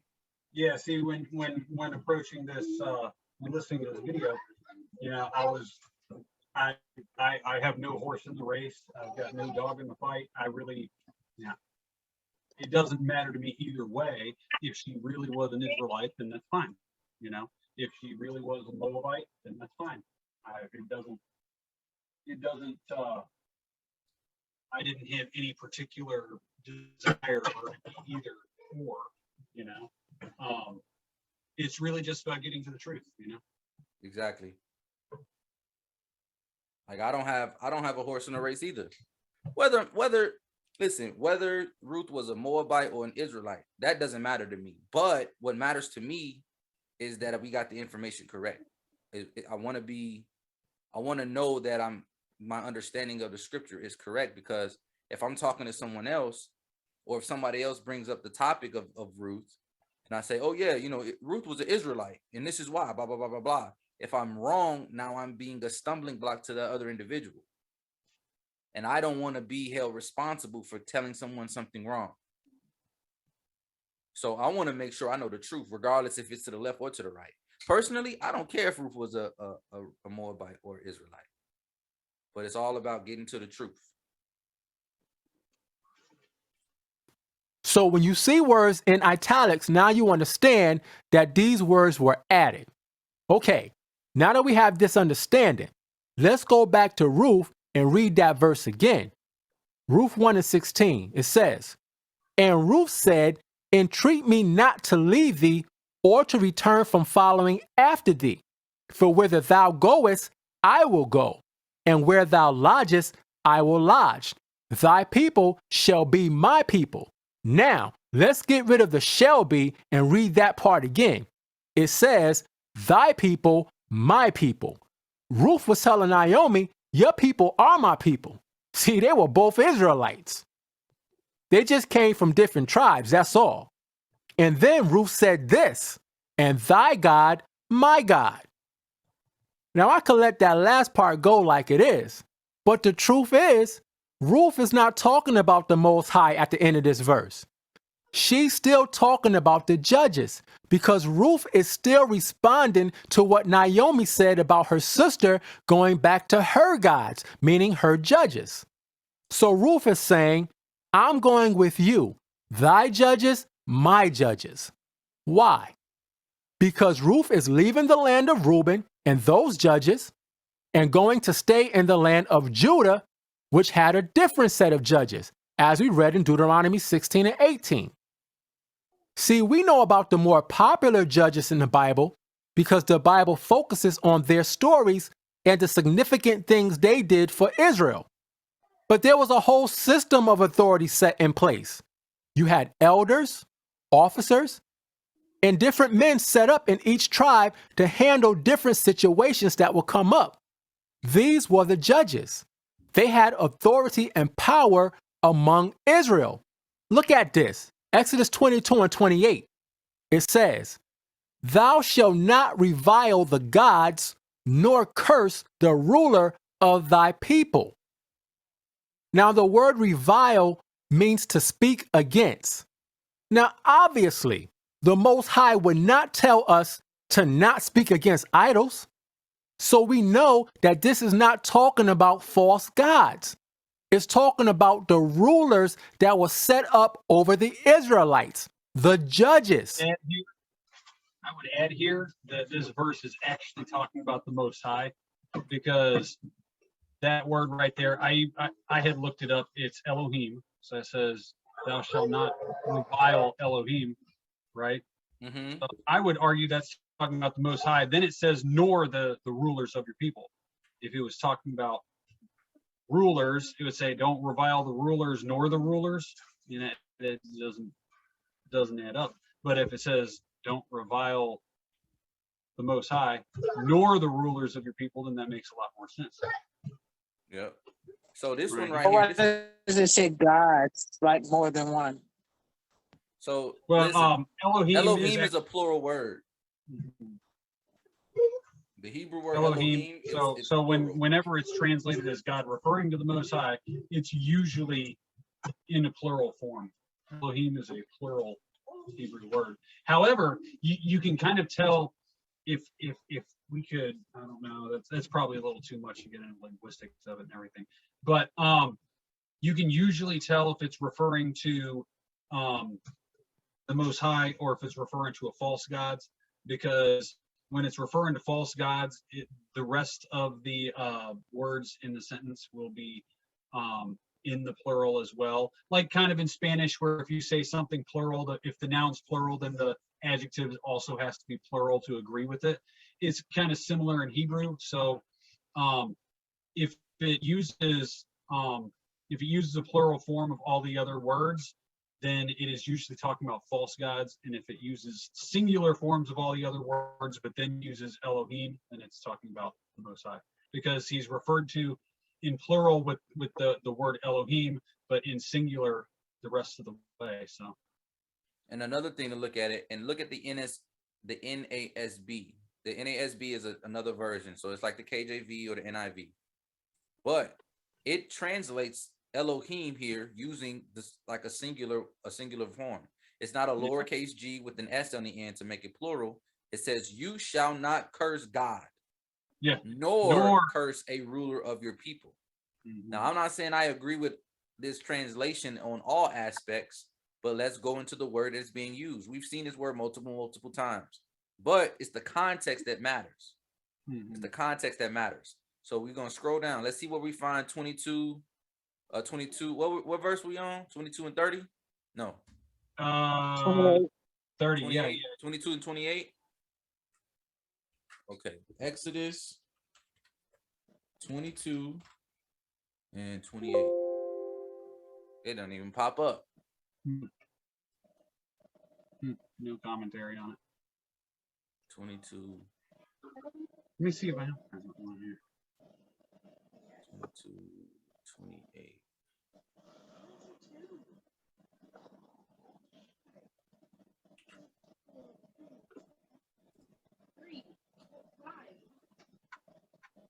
All right, so this is Exodus 22 and 19. It's talking about gods with an S. And it says the God of gods, supreme God, going into Deuteronomy. Let's see. 22 and 27. It says rulers, judges, either as divine representatives at sacred places or as reflecting divine majesty and power. And 22 and 7, 22 and 8, 22 and 8, and then 22 and 27. But 22 and 28 isn't in here. You looking at the eSword right now? I was, yeah. It didn't really have much on there. So 22, it got 22 and 8 here and 22 and 27. Let's see what that look like. 22 and 27.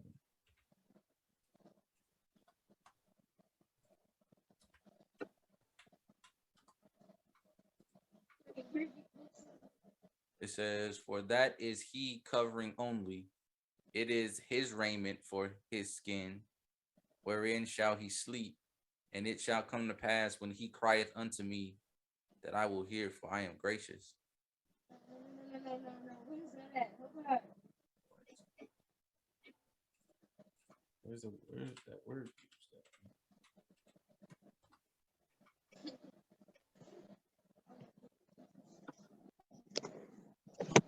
Let's see.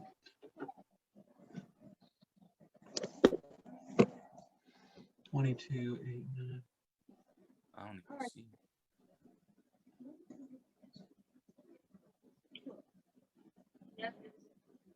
All right. See it. Anyway, I ain't gonna spend too much time on it because it's gonna make it longer. We were not supposed to speak against the judges. That's why the end of the verse says, "Nor curse the ruler of thy people." So don't get caught up on the word God in the book of Ruth. Understand that it's talking about the judges. All right. The last argument I'm going to deal with, number 4, is Ruth saying she was a stranger to Boaz. Ruth 2, verse 10. Then she fell on her face and bowed herself to the ground and said unto him, "Why have I found grace in thine eyes, that thou shouldest take knowledge of me, seeing I am a stranger?" So people read this and they say, see, Ruth was from another nation. She was a Moabite. Nope. Once again, we have to look at why she said that. Let's go to verse 8. Then said Boaz unto Ruth, Hearest thou not, my daughter? Go not to glean in another field, neither go from hence, but abide here fast by my maidens. When Boaz saw Ruth gathering corn in his field, he told Ruth, Don't leave, stay here in my field with the other women. He let Ruth know that he didn't want her to leave. Then he said this, verse 9, Let thine eyes be on the field that they do reap, and go thou after them. Have I not charged the young men that they shall not touch thee? Now, Boaz is letting Ruth know that he already told the men not to touch her. Then it says, And when thou art athirst, go unto the vessels and drink of that which the young men have drawn. So then Boaz told Ruth, Look, when you get thirsty, take a break and go get some water. It's all right. Now stop for a second and think about what's happening. Boaz is being extra nice to Ruth. Now let's read verse 10 again. It says, Then she fell on her face and bowed herself to the ground and said unto him, Why have I found grace in thine eyes, that thou shouldest take knowledge of me, seeing I am a stranger? So all Ruth is saying is, why are you being so nice to me and you don't even know me? Why are you being so nice?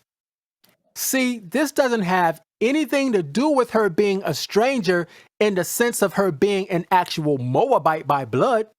Hold on. Ruth 2 and 10. I'm well versed in strangers who sojourn, strangers, and all sorts of strangers. Hold on, let's look. Ruth 2 and 10. Because it's one thing to talk about something, it's another thing to pull up the scriptures and show it. He just talking and saying that that's not what it means. But I would say, show me in the scriptures why it's not that. So it says, And she fell on her face, bowing to the ground, and said to him, Why have I found favor in your sight, that you should notice for me, since I am a foreigner? This literally translates stranger as foreigner. Now, don't even take this word for it. Remember, I told you, I don't always read the NASB. But let's look at the word for it. 52:37. It says foreigner, alien. Foreigner and alien both talk about not being a native born of whatever country, whatever nationality. From the same as Nakur, foreign, alien. It can even mean an adulterous woman or an adulterous woman. We know these don't apply to Ruth because she was faithful to her husband. So ignore those. Alien, aliens, extraordinary, foreign, foreigner, foreigners, and stranger. Now let's see where Ruth. What I do? Control X is what I was trying to do. Ruth 2:10. So 2 and 10. Hold on. As a substantive, a foreigner. Look, non-Israel. Non-Israel. It's not talking about an Israelite. She's saying, why are you being so nice to me? Because I'm not even an Israelite. I'm a Moabite. You can't just say something means something and not back it up. It says it right here. Ruth 2 and 10.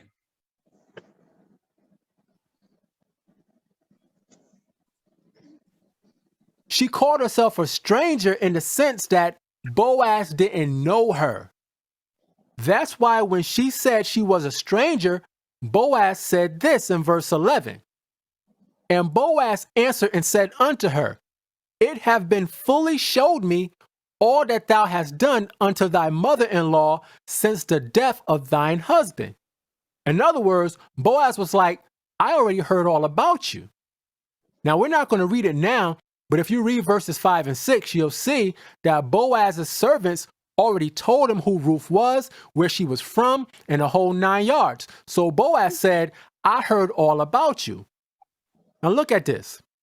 And how thou hast left thy father and thy mother and the land of thy nativity, meaning the land that she was born in. Nativity can mean the land that you're born in. It also can mean where you descended from.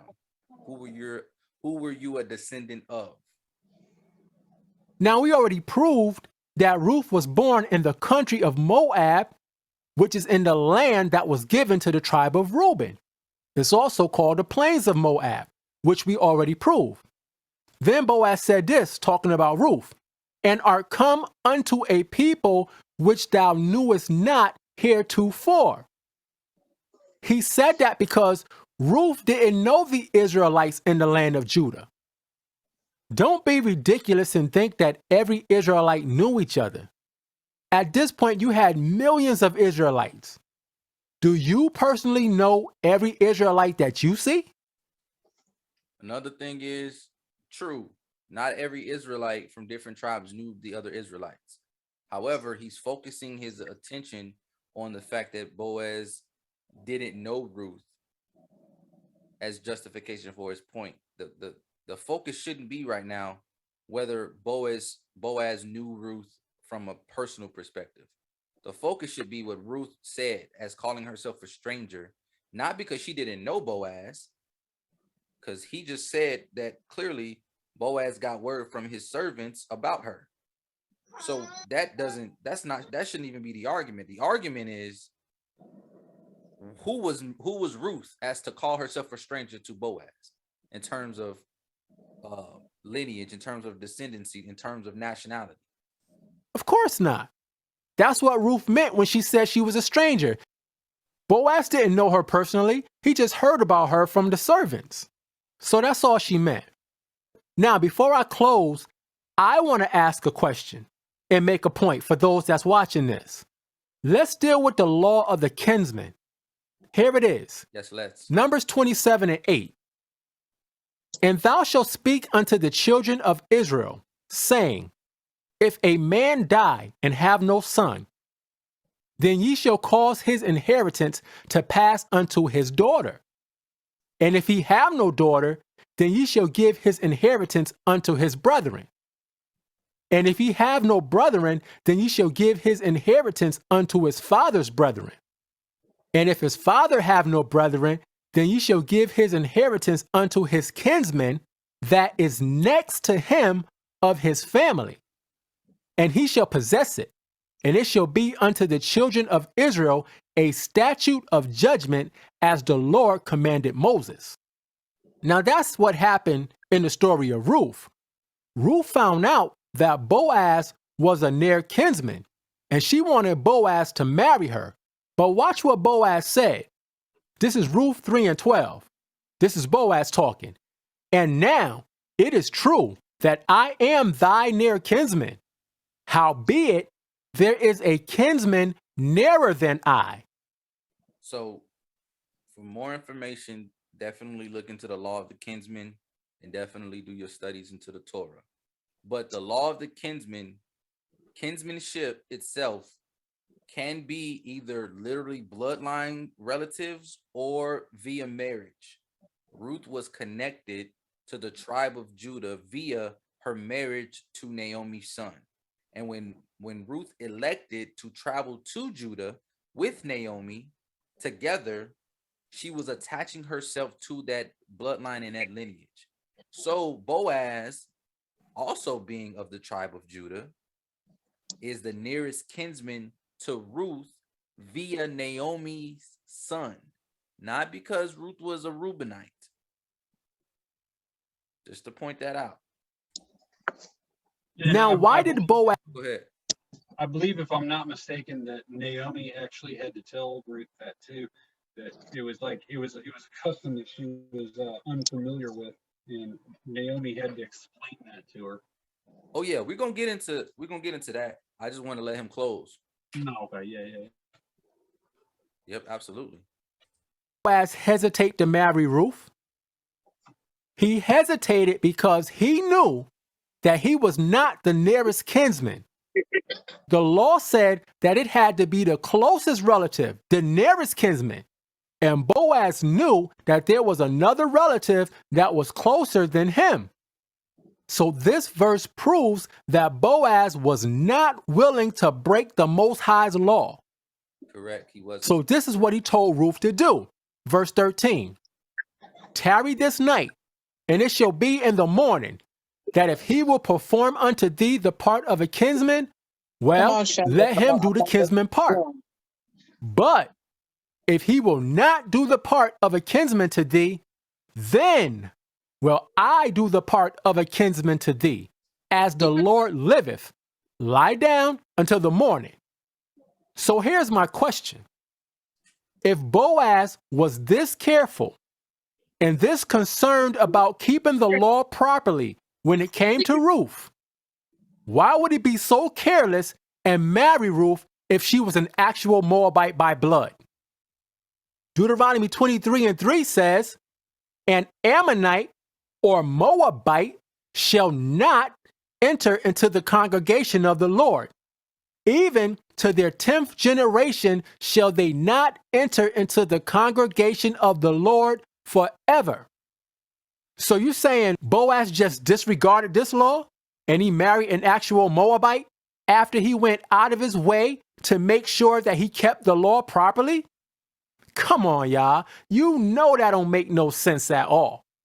Boaz made sure that he didn't break the Most High's law so that he could marry Ruth, but then he's going to break the law and marry Ruth when she's a Moabite?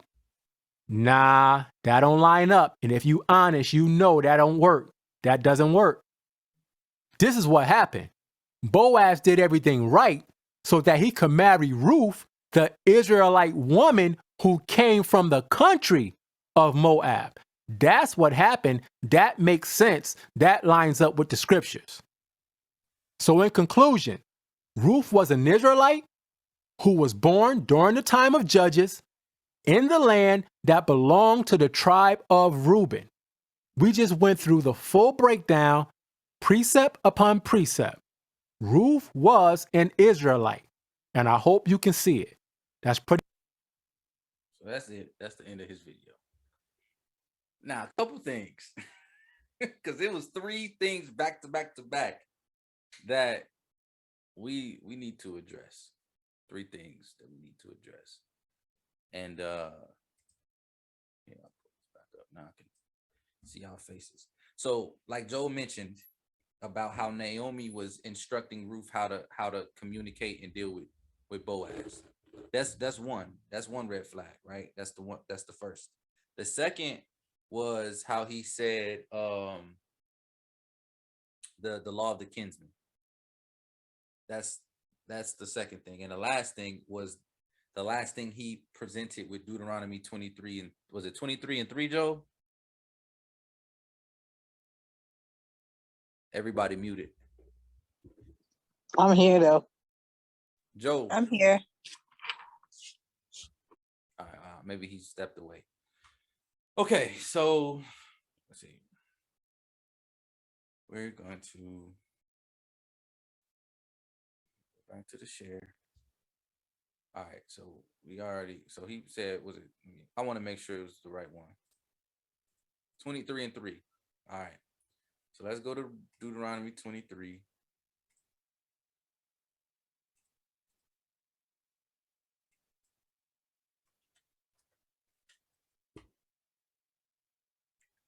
Let's get some understanding. All right.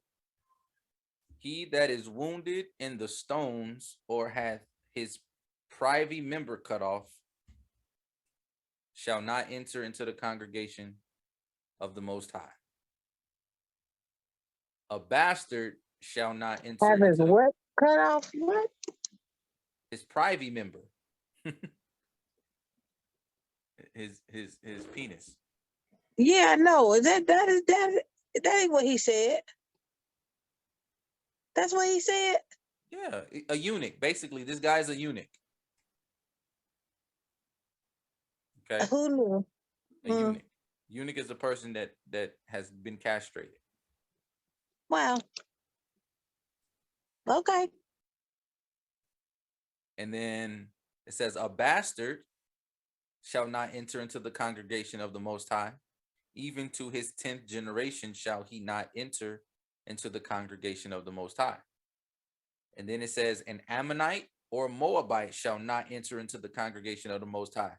Even to their 10th generation shall they not enter into the congregation of the Most High forever. It says, because they met you not with bread and with water in the way, when ye came forth out of Egypt, and because they hired against thee Balaam, the son of Beor, the Pethor of Mesopotamia, to curse thee, nevertheless, the Most High thy Elohim would not hearken unto Balaam, but the Most High thy Elohim turned the curse into a blessing unto thee, because the Most High thy Elohim loved thee. Thou shalt not seek their peace nor their prosperity all the days forever. Thou shalt not abhor an Edomite, for he is thy brother. Thou shalt not abhor an Egyptian, because thou was a stranger in his land.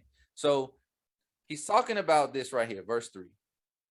He says, an Ammonite or a Moabite shall not enter the congregation of the Most High, even to the 10th generation. They shall not enter the congregation of the Most High forever. So he's saying, since a Moabite, according to this verse, cannot enter into the congregation of the Most High, then that means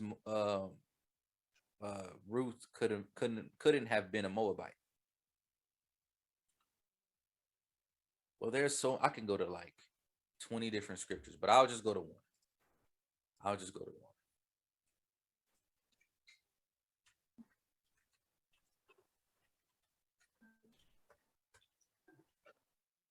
could go on this all the time.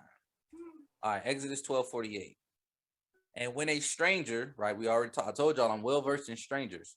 And when a stranger shall sojourn with thee and will keep the Passover to the Most High, let all his males be circumcised, and then let him come near and keep it, and he shall be as one that is born in the land. For no uncircumcised person shall eat thereof. Basically, if you're a stranger, if you're a foreigner, as long as you keep the Passover, so that's the feast days, the law, statutes, and commandments, you are considered as one that is born in the land.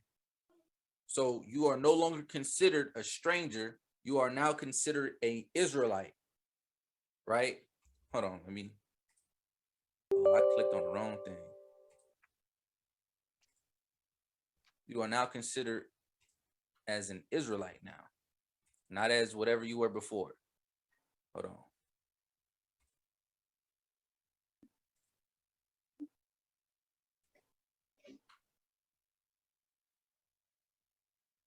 Because this right here is my topic. So when people touch on this, it's like, oh yeah, I already know where this is going. All right, so we just read 48 and 49, right? Well, 48. So 49 says, one law shall be to him that is homeborn. So one law should be to him that is an Israelite, and unto the stranger that sojourneth among you. So the same law, the same Torah that the Israelites are keeping is going to apply to the stranger that sojourn.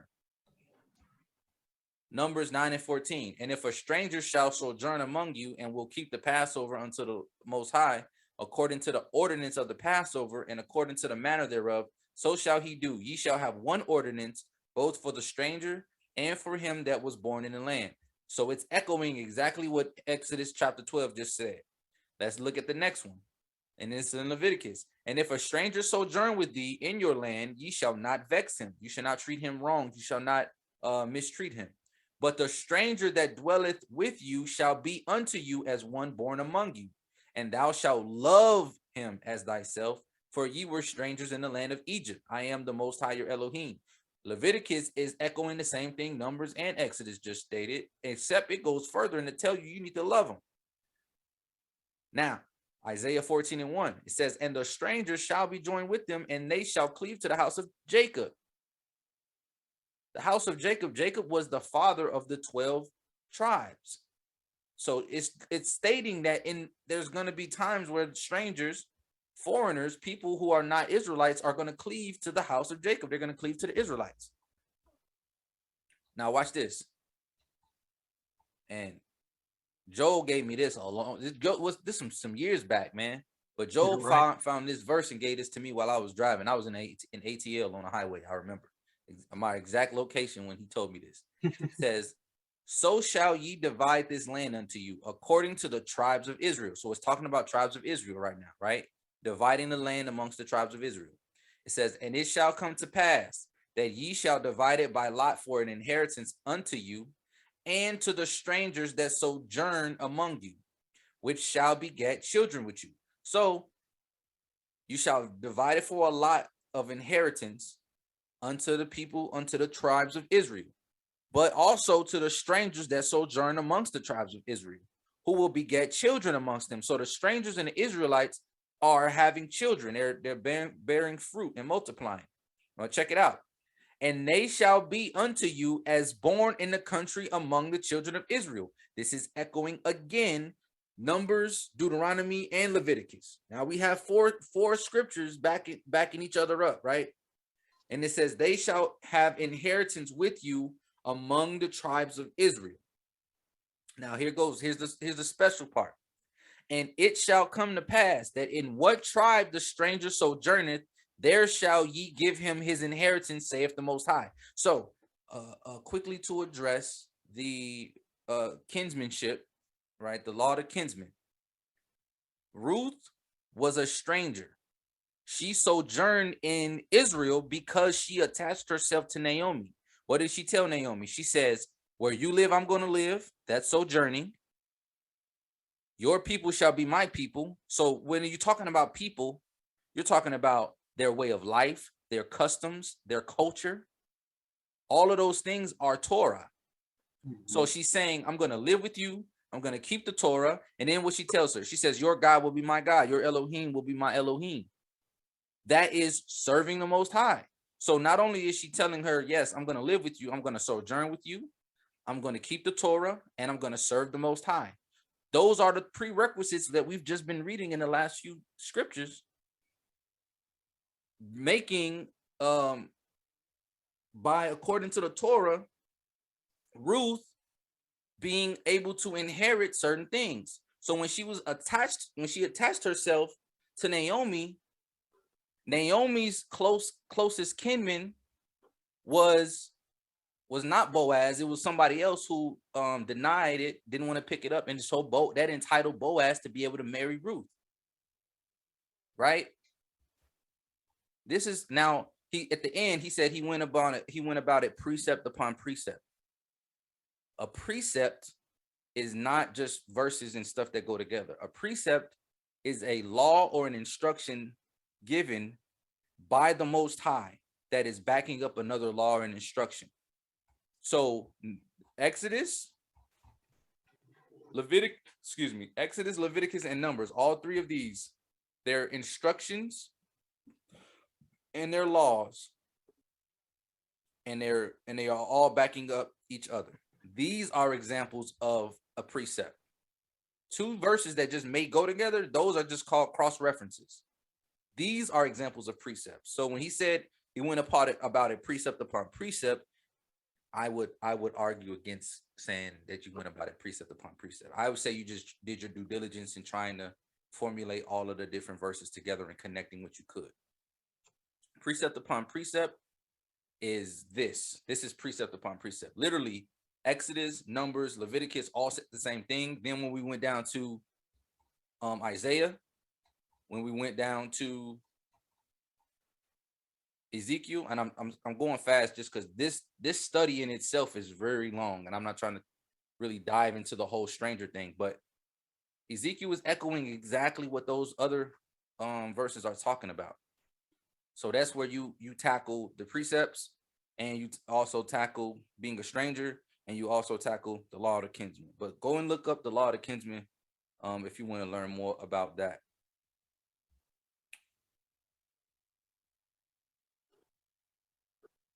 So, I said all of that to say this. If all of that was true, then Deuteronomy, what was it, 23:3? Yeah, Deuteronomy 23:3, where it said a Moabite can't enter into the congregation. That's talking about a foreigner, a Moabite, a stranger that is just trying to immerse themselves as an Israelite or come into the land. The Israelites weren't supposed to associate with other nations like that. But once you accept the culture, accept the customs, accept the Most High, and keep the Torah, then that's when you can have the integration, because there was examples of non-Israelite marriages throughout the entire history of Israel. If that's the case, then Israel wouldn't have engaged in any of those marriages or anything like that. And not every single marriage was considered frowned upon. There was only a few separate instances, and in all of those instances, there are valid explanations as to why it was identified as a wicked union, but not every single one. You have non-Israelite women marrying Israelite men in the lineage of the Messiah, to include Ruth. But even if you exclude Ruth and you say Ruth was an Israelite, okay, you keep going down the line. Was it? It's a couple other ones. Oh, Rahab. For one. Yeah, and I mean, there's no kind of even if you exclude Ruth and say Ruth was an Israelite, there's no getting around Rahab being a foreigner, because I mean, she was never with Israel. She was living in Jericho. Yep, she's living in Jericho. Yeah, there's no way. I mean, they crossed the Jordan and then she was there already. So, you know, there's no getting around Rahab. Now, I've heard people try to do gymnastics about that, saying, "Oh well, he didn't actually marry Rahab. It just says that whatever." But no, I mean, and it says in Matthew that Rahab was in Messiah's lineage. It clearly says that she was in his lineage. She married Salmon, who was actually the father of Boaz. Con. So, oh no, before I conclude, go ahead, brother, because you had left and I was trying to call you back. Oh, I'm sorry, man. My son had turned on the water faucet, and not the water faucet, but from the filter where we get our drinking water. Yeah. Left it on. Leaking all over the kitchen. I think we cleaned up all over the floor. So yeah. What was that then? I was saying you can go ahead and make your point About the customs as to how. Oh yeah, Naomi yeah, had to instruct Ruth as to how to navigate. I left that part out because I wanted you to. Yeah, well, there's several instances where Naomi gives Ruth instructions that were like hidden messages that Ruth didn't even know she was giving the message to Boaz, right? Because they're all trying to do this kind of on the sly, because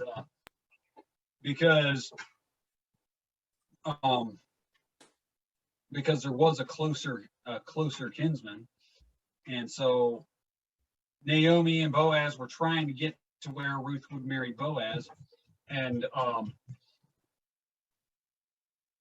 so anyways, Naomi gave Ruth several instructions of things to do, measures of flour, and various things that were culturally relevant that Ruth was not privy to. Like, she did not know that she was given messages to Boaz from Naomi, but Naomi was encoding messages in Hebrew customs that Ruth was unaware she was relaying. Correct. You know? Now look, in the first verse of chapter 2, it says, "And Naomi had a kinsman of her husband's, a mighty man of wealth of the family of Elimelech, and his name was Boaz." This is why I was saying Boaz was a kinsman of Naomi. Mm-hmm. We can't make him a kinsman of Ruth directly, but since Ruth had associated herself with Naomi, then, you know, Ruth was a part of the household of Naomi. So then that's how the link happened with Boaz. Mm-hmm. And then oftentimes, more often, and this wasn't even mentioned in the video, Ruth is often referred to as a Moabitess. Mm-hmm. Oftentimes. Right? And this is the same word, 4125, because we went through all of the instances where it was mentioned, and Ruth 2:2 was one of those instances. It happens more times, but she's often referred to as the Moabitess, the 4125 version, not the 4124 version, meaning a descendant of Lot. So we know, okay, Ruth of the Moabitess. Okay, well, we're talking about Boaz's connection. Look, Boaz was a kinsman of Naomi right here. This is before you get into any other scriptures that was presented in the video. Right? Mm-hmm. Now check it out. So, and Ruth the Moabitess said unto Naomi, "Let me now go to the field, and glean ears of corn after him, in whose sight I shall find grace. And she said unto her, Go, my daughter. And she went and came and gleaned the field after the reapers, and her haps was too light on a part of the field belonging to Boaz, who was of the kindred of Elimelech. So he was of the kindred of Elimelech. Elimelech was Naomi's husband. So we're getting even more evidence. It says, and behold, Boaz came from Bethlehem and said unto the reapers, The Most High be with you. And they answered him, The Most High bless thee. Then said Boaz unto his servant that was set over the reapers, Whose damsel is this? So he peeping Ruth, and he's like, Who is that right there? You know? And they answer, Oh, it is the Moabitish damsel. Look at that. Again, Moabitish damsel that came back with Naomi out of the country of Moab. And if you look in this again, I'm pretty sure that it will align. Man, forget that. I'm pretty sure. Where we in verse 6? I'll look it up right now. Actually. All right, go ahead, look it up. I'll continue. And she said, I pray you, let me glean and gather for the reapers among the sheaves. So she came and hath continued even from the morning until now, that she tarried a little in the house. Then said Boaz unto Ruth, Hearest thou not, my daughter? Go not to glean in another field, neither go hence from there. So he's basically telling her, like, all right, stay here, like he said in the video. However, watch this. Continuing on. And it is in verse 6, it is Moabitish is 41:25, and then the country of Moab is 41:24. But you got both of them right there. Okay, copy that. Con. So where is it at? I'm looking for.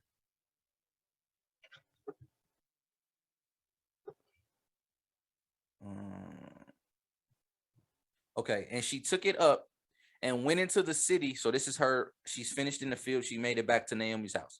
And she took it up and went into the city. And her mother-in-law saw what she had gleaned, and she brought forth and gave to her that she had reserved after she was sufficed. And her mother-in-law said unto her, Where hast thou gleaned today? And where wroughtest thou? Blessed be he that did take knowledge of thee. And she showed her mother-in-law with whom she had wrought, and said, The man's name with whom I wrought to this day is Boaz. So she comes back with all of this stuff. Her mom's like, Yo, where you get all of that stuff from? Like, who gave you favor? And she's like, Oh, his name's Boaz. Right? So she like Ruth at this point is clueless. She is clueless. She don't know what's going on. Yeah. Right? And then it says, and Naomi said to her daughter-in-law, Blessed be he of the Most High, who hath not left his kindness to the living and to the dead. And Naomi said unto her, The man is near of kin to us, one of our next kinsmen. Why would Naomi tell her he's akin to us when the scriptures clearly identified that he was akin to Naomi? Again, Naomi and Ruth are now intertwined with one another. Right? Now check it out. She finna coach Ruth. It says, and Ruth the Moabitess, again, 41:25. He said unto me, Thou shalt keep fast by my young men until they have ended all my harvest. And Naomi said unto Ruth, her daughter-in-law, It is good, my daughter, that thou go out with his maidens, that they meet thee not in any other field. She's giving her specific instructions as to how to navigate this, because Naomi is aware of the custom being an Israelite and keeping the Torah. Ruth is completely clueless. So she kept fast by the maidens of Boaz to glean until the end of barley harvest and of wheat harvest, and dwelt with her mother-in-law. So Ruth basically adhered to what Naomi told her to do. Then Naomi, her mother-in-law, said unto her, My daughter, shall I not seek rest for thee, that it may be well with thee? And now is not Boaz of our kindred, with whose maidens thou wast? Behold, he winnoweth barley tonight in the threshing floor. So she's telling him like, yo, he gonna be at this location tonight. Like all them other women around him, like, you need to be over there. Like she's like egging her on, like, yo, go check her out. Check them out. She says, wash thyself therefore and anoint thee and put thy raiment upon thee. Raiment is another way to say fancy clothing. This is what you putting on when you suited and booted. You trying to get casket shot, right? So she anointed herself. She washed herself. She anointed herself, put on her good clothes. It says, and get thee down to the floor, but make not thyself known unto the man until he shall have done eating and drinking. So once he get through eating and he's drinking, he's merry, he in good spirits, that's when you show yourself. It says, and it shall be when he lieth down that thou shalt mark the place where he lie, and thou shalt go in and uncover his feet and lay thee down, and he will tell thee what thou shalt do. So she told him, like, all right, this is what she told her, I'm sorry, this is what you should do. Follow these steps, X, Y, Z, to the letter. And then he'll tell you what you should do next. He'll let you know, because Naomi knew what telling Ruth to do that meant and how Boaz would interpret that. But they both knew those things because they were Israelites. Ruth was clueless. She didn't know. She was like, I'm just trusting my mother-in-law to tell me right. Whatever she says, you know, I pay reverence to her, so I'm going to listen to her. She's my elder. I'm going to follow what she say. I know she has my best interest at heart, so she wouldn't tell me wrong. I'm going to do exactly what she tells me to do. And she said unto her, all that thou wouldst sayest unto me, I will do, like I just said. And she went down to the floor and did according to all her mother-in-law bade her. So she's following the instructions. Listen, if Ruth was an Israelite, she would have known already by the culture, by the Torah, by lifestyle. Regardless if she was of the tribe of Reuben didn't do things that much different than Jacob. Trust me. I mean, Judah. They didn't do things that much different. They might have slight nuances that was different because they're in different segregated areas, but they kept the same Torah. One law to them that is homeborn. Homeborn counts Reuben and Judah. Right? One law. They all kept the Torah, so they all had the same culture, the same language, the same lifestyle. Ruth would have known what to do. She wouldn't have had to have had Naomi coach her the way Naomi was coaching her. If she was already an Israelite, she would have just been like, okay, Boaz, I want you. Let's go. Let's go. Sis, what you say last week when we I'm sorry to put you on the spot. What you say last week when you learned about the truth about divorce and remarriage? You was like, oh, really? Like, let's go. Ruth would have, you know what I'm saying? Ruth was ready. She would have been ready. She would have been like, all right, Boaz, you the one I want. Look, I'm finna do X, Y, Z. You finna get me. All right. You know what I'm saying? And when Boaz had eaten and drunk and his heart was merry, he went to lie down at the end of the heap of corn, and she came softly and uncovered his feet and laid her down.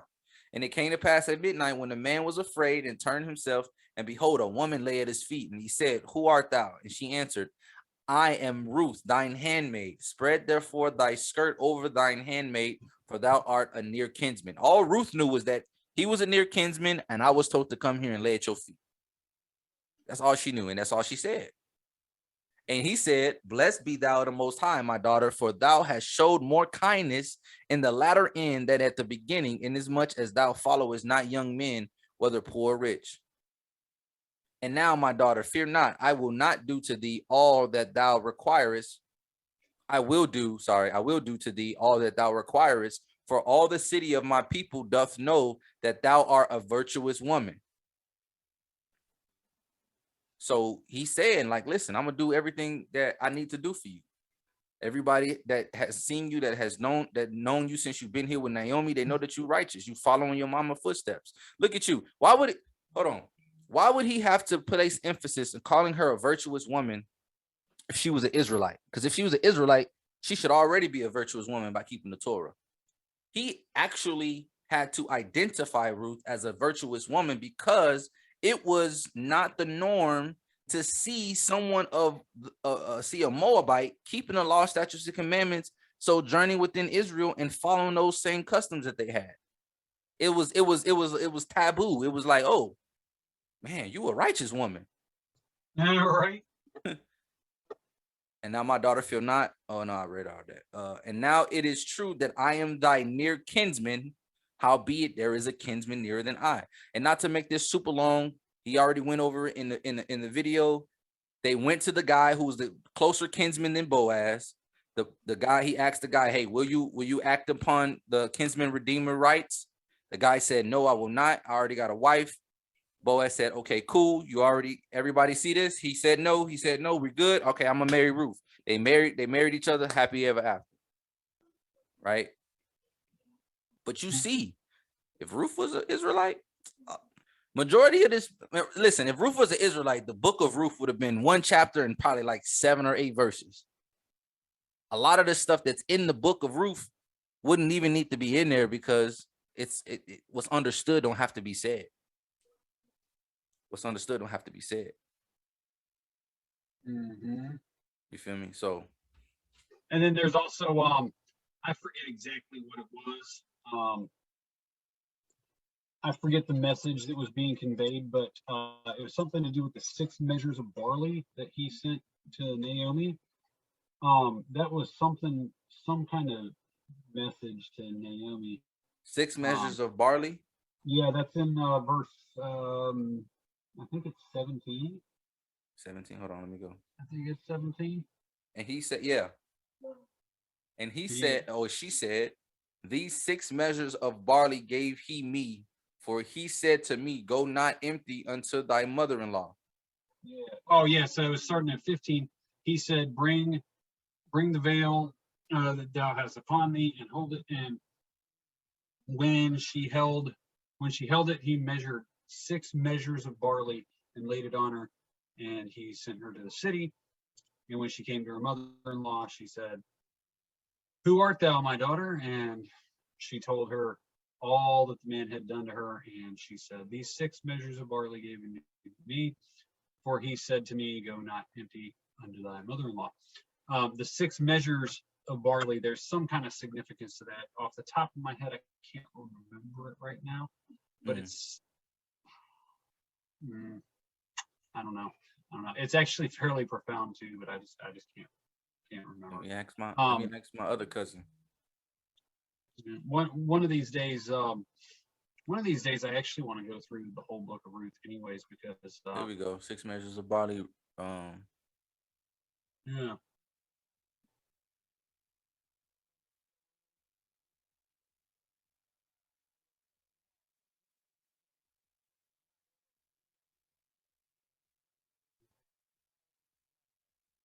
It made her appear pregnant. Oh, that's interesting. There's something else. Hold on. Keep looking. Hold on.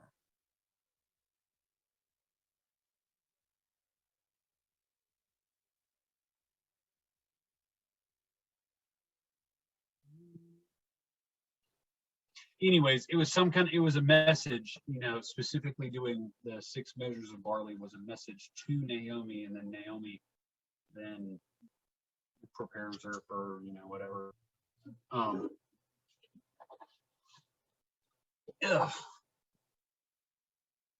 Let's see. I think it was a bride price, but I'm not 100% on that. It might have been a bride price because there was no father to receive the silver. Mm-hmm. But yeah. I have to look more into it. I think it does have a lot of significance to it because that the scriptures isn't going to just specifically measure 6 barley. It'll just say he gave her barley. Yeah, but yeah. The fact that he mentioned 6 specifically has to be some type of significance there. Mm-hmm. Yeah.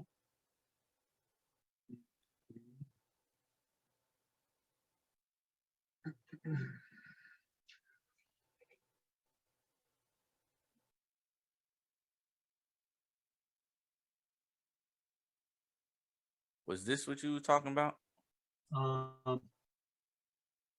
6 blessings. Yeah, it might have been it.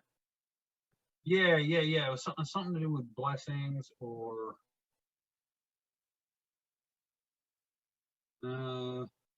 You know what I think it was? I think it was he was giving Naomi the message that he wasn't going to give up until he married her. Because 6 is 1 short of 7, which is a completion. And so he was saying it's not completed yet, but I'm not going to give up. Something along those lines. Okay. But yeah, I mean, numbers and figures and stuff like that are they're rarely in scripture by accident, happenstance, you know. Don't come in here telling me.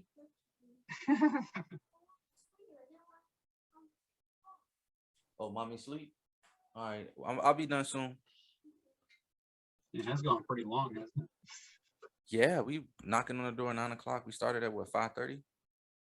So this was a good one. In conclusion, I'm gonna leave it up to y'all. Look at the scriptures, look at the evidence, watch this video on your own, watch it through, take notes, fact check, emphasis on the fact check, right? Don't just take what we saying for anything, but based off of all the evidence presented, like we said before, the video started, when we was, talking about how thorough the video was and everything like that. Based on all the evidence presented, we are of the understanding more so that Ruth was a Moabite as opposed to being an Israelite. Now, the argument for her being an Israelite, it's a pretty good argument, right? It's a pretty good argument, but there's some serious inconsistencies with that logic that just isn't biblical. Yeah, and you don't get the inconsistencies if you assume that what the text says is what it, you don't get those inconsistencies when you assume. He started out as a Moabite, but then got grafted in as an Israelite. Correct. Because that's the way the grafting process went in the Old Testament before you get to Acts chapter 10.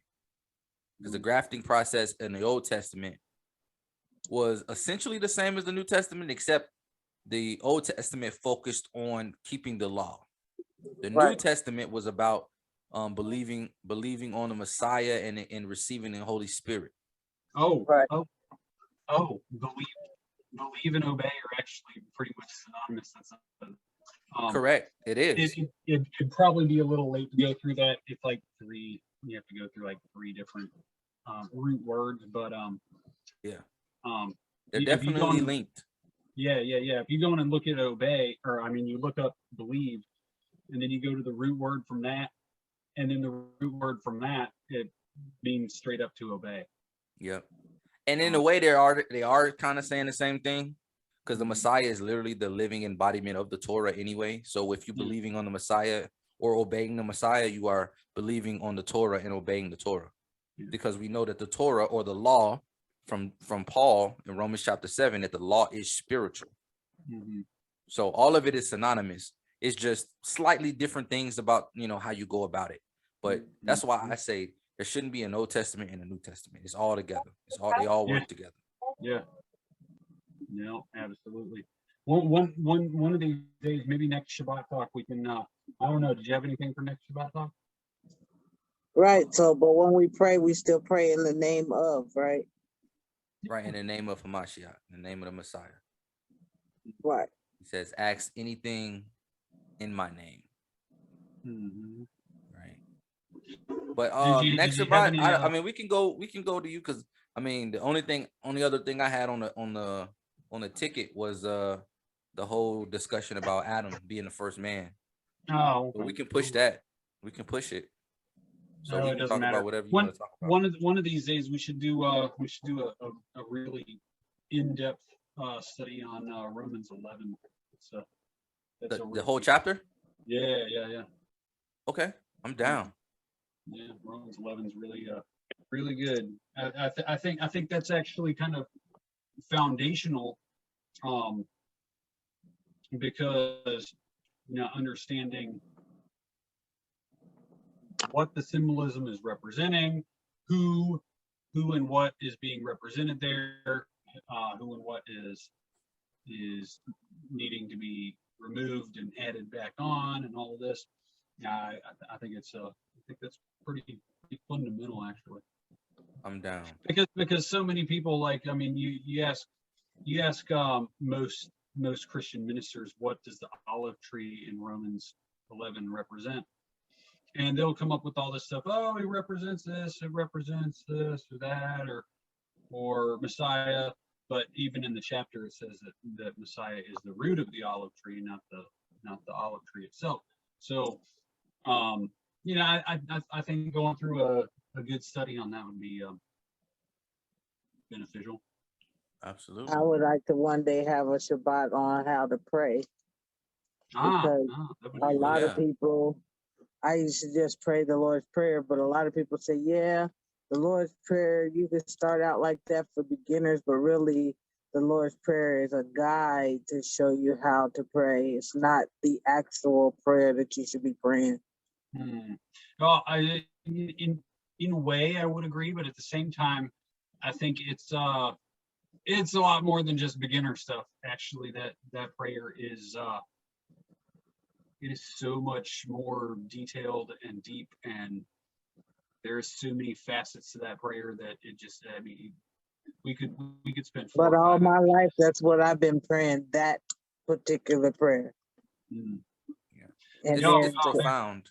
There's profound. so many deeper aspects of that prayer that you can get into that just. Well, I'd like to know how to pray a prayer that can get answered, a prayer that can be heard, a prayer that, you know, there's just so much that I want to know, but I just don't know how to ask for it.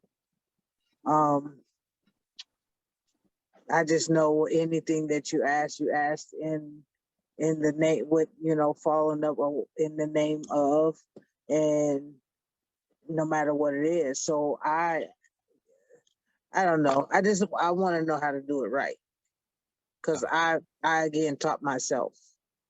We'll get it. We'll get it in there. We'll put it on the ticket. Yeah. We'll put it on the ticket. See, look at that. That's 3 weeks book right there. Yeah, 3 weeks book right there.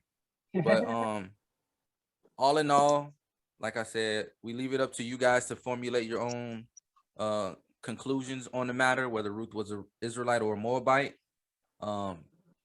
Big shout out to the brother who made the video. A lot of time, effort, and energy went into that. Whether or not we agree or disagree, I appreciate scholarship, right? Because a lot of people are just out here talking, and they're not backing it up by any type of evidence or any type of research, right? So when I see anybody actually putting forth effort and research into any matter, regardless of what it is, I can respect it at that level. Like, I respect the fact that you took the time. You seem like you have a sincere heart, and you're trying to, you know, show the people what the truth is, right? Just unfortunately, all of us, we don't necessarily have the truth on every single matter. And so that's why we should always be willing to humble ourselves and be taught, as opposed to being teachers. And that goes for myself included, right? There's been times I've spoken on subjects too soon without having an adequate enough information and grounding in scripture in that topic, and I'm just talking about it. And then I come to find out later on that understanding that I had was actually not 100% accurate. And so I had to repent and apologize to those whom I've shared that information with. So with that being said, like I said, shout out to the brother for everything that he's put together. I'd say the information that he brought out, like all of the scriptures, the maps, the history, everything was on point. It's just those few red flags with the changes of context and the changes of understanding and applying it the wrong way. But overall, as a body of work, it was brilliant. So shout out to that brother. Y'all got anything before we go? Because it's getting late. Gotta go feed my child. Nope.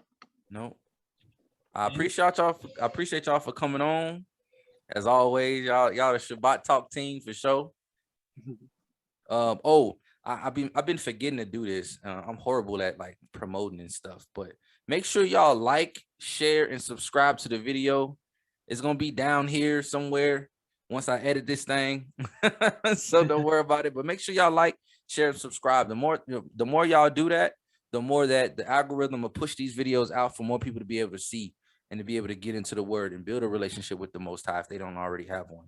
So I appreciate and if there's any topic you would like us to tackle on Shabbat Talk at some point, comment it below, and maybe we can put together a study on it, or do a shoot from the hip, doing a study about it.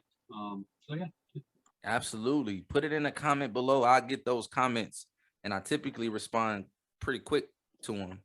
Or if you don't want to, put your question out there for the world to know, just email it to lyrical.entertainment21@gmail.com. That's lyrical.entertainment21@gmail.com. That being said, y'all be safe out there, family. Much love and shalom. Shabbat shalom. Shabbat shalom. Listen, reaching my destination. You only get one life, better live it to the fullest. Sometimes you pull the trigger, sometimes you bite the bullet. You gotta stay focused, keep your head on the swivel. Keep that Bible tucked, right next to that pistol. I be counting blessings, so you know I keep that faith. When it comes down to a higher, I step up to the plate. I don't know why people sell their souls, it's really such a shame. They be burning for eternity for temporary fame.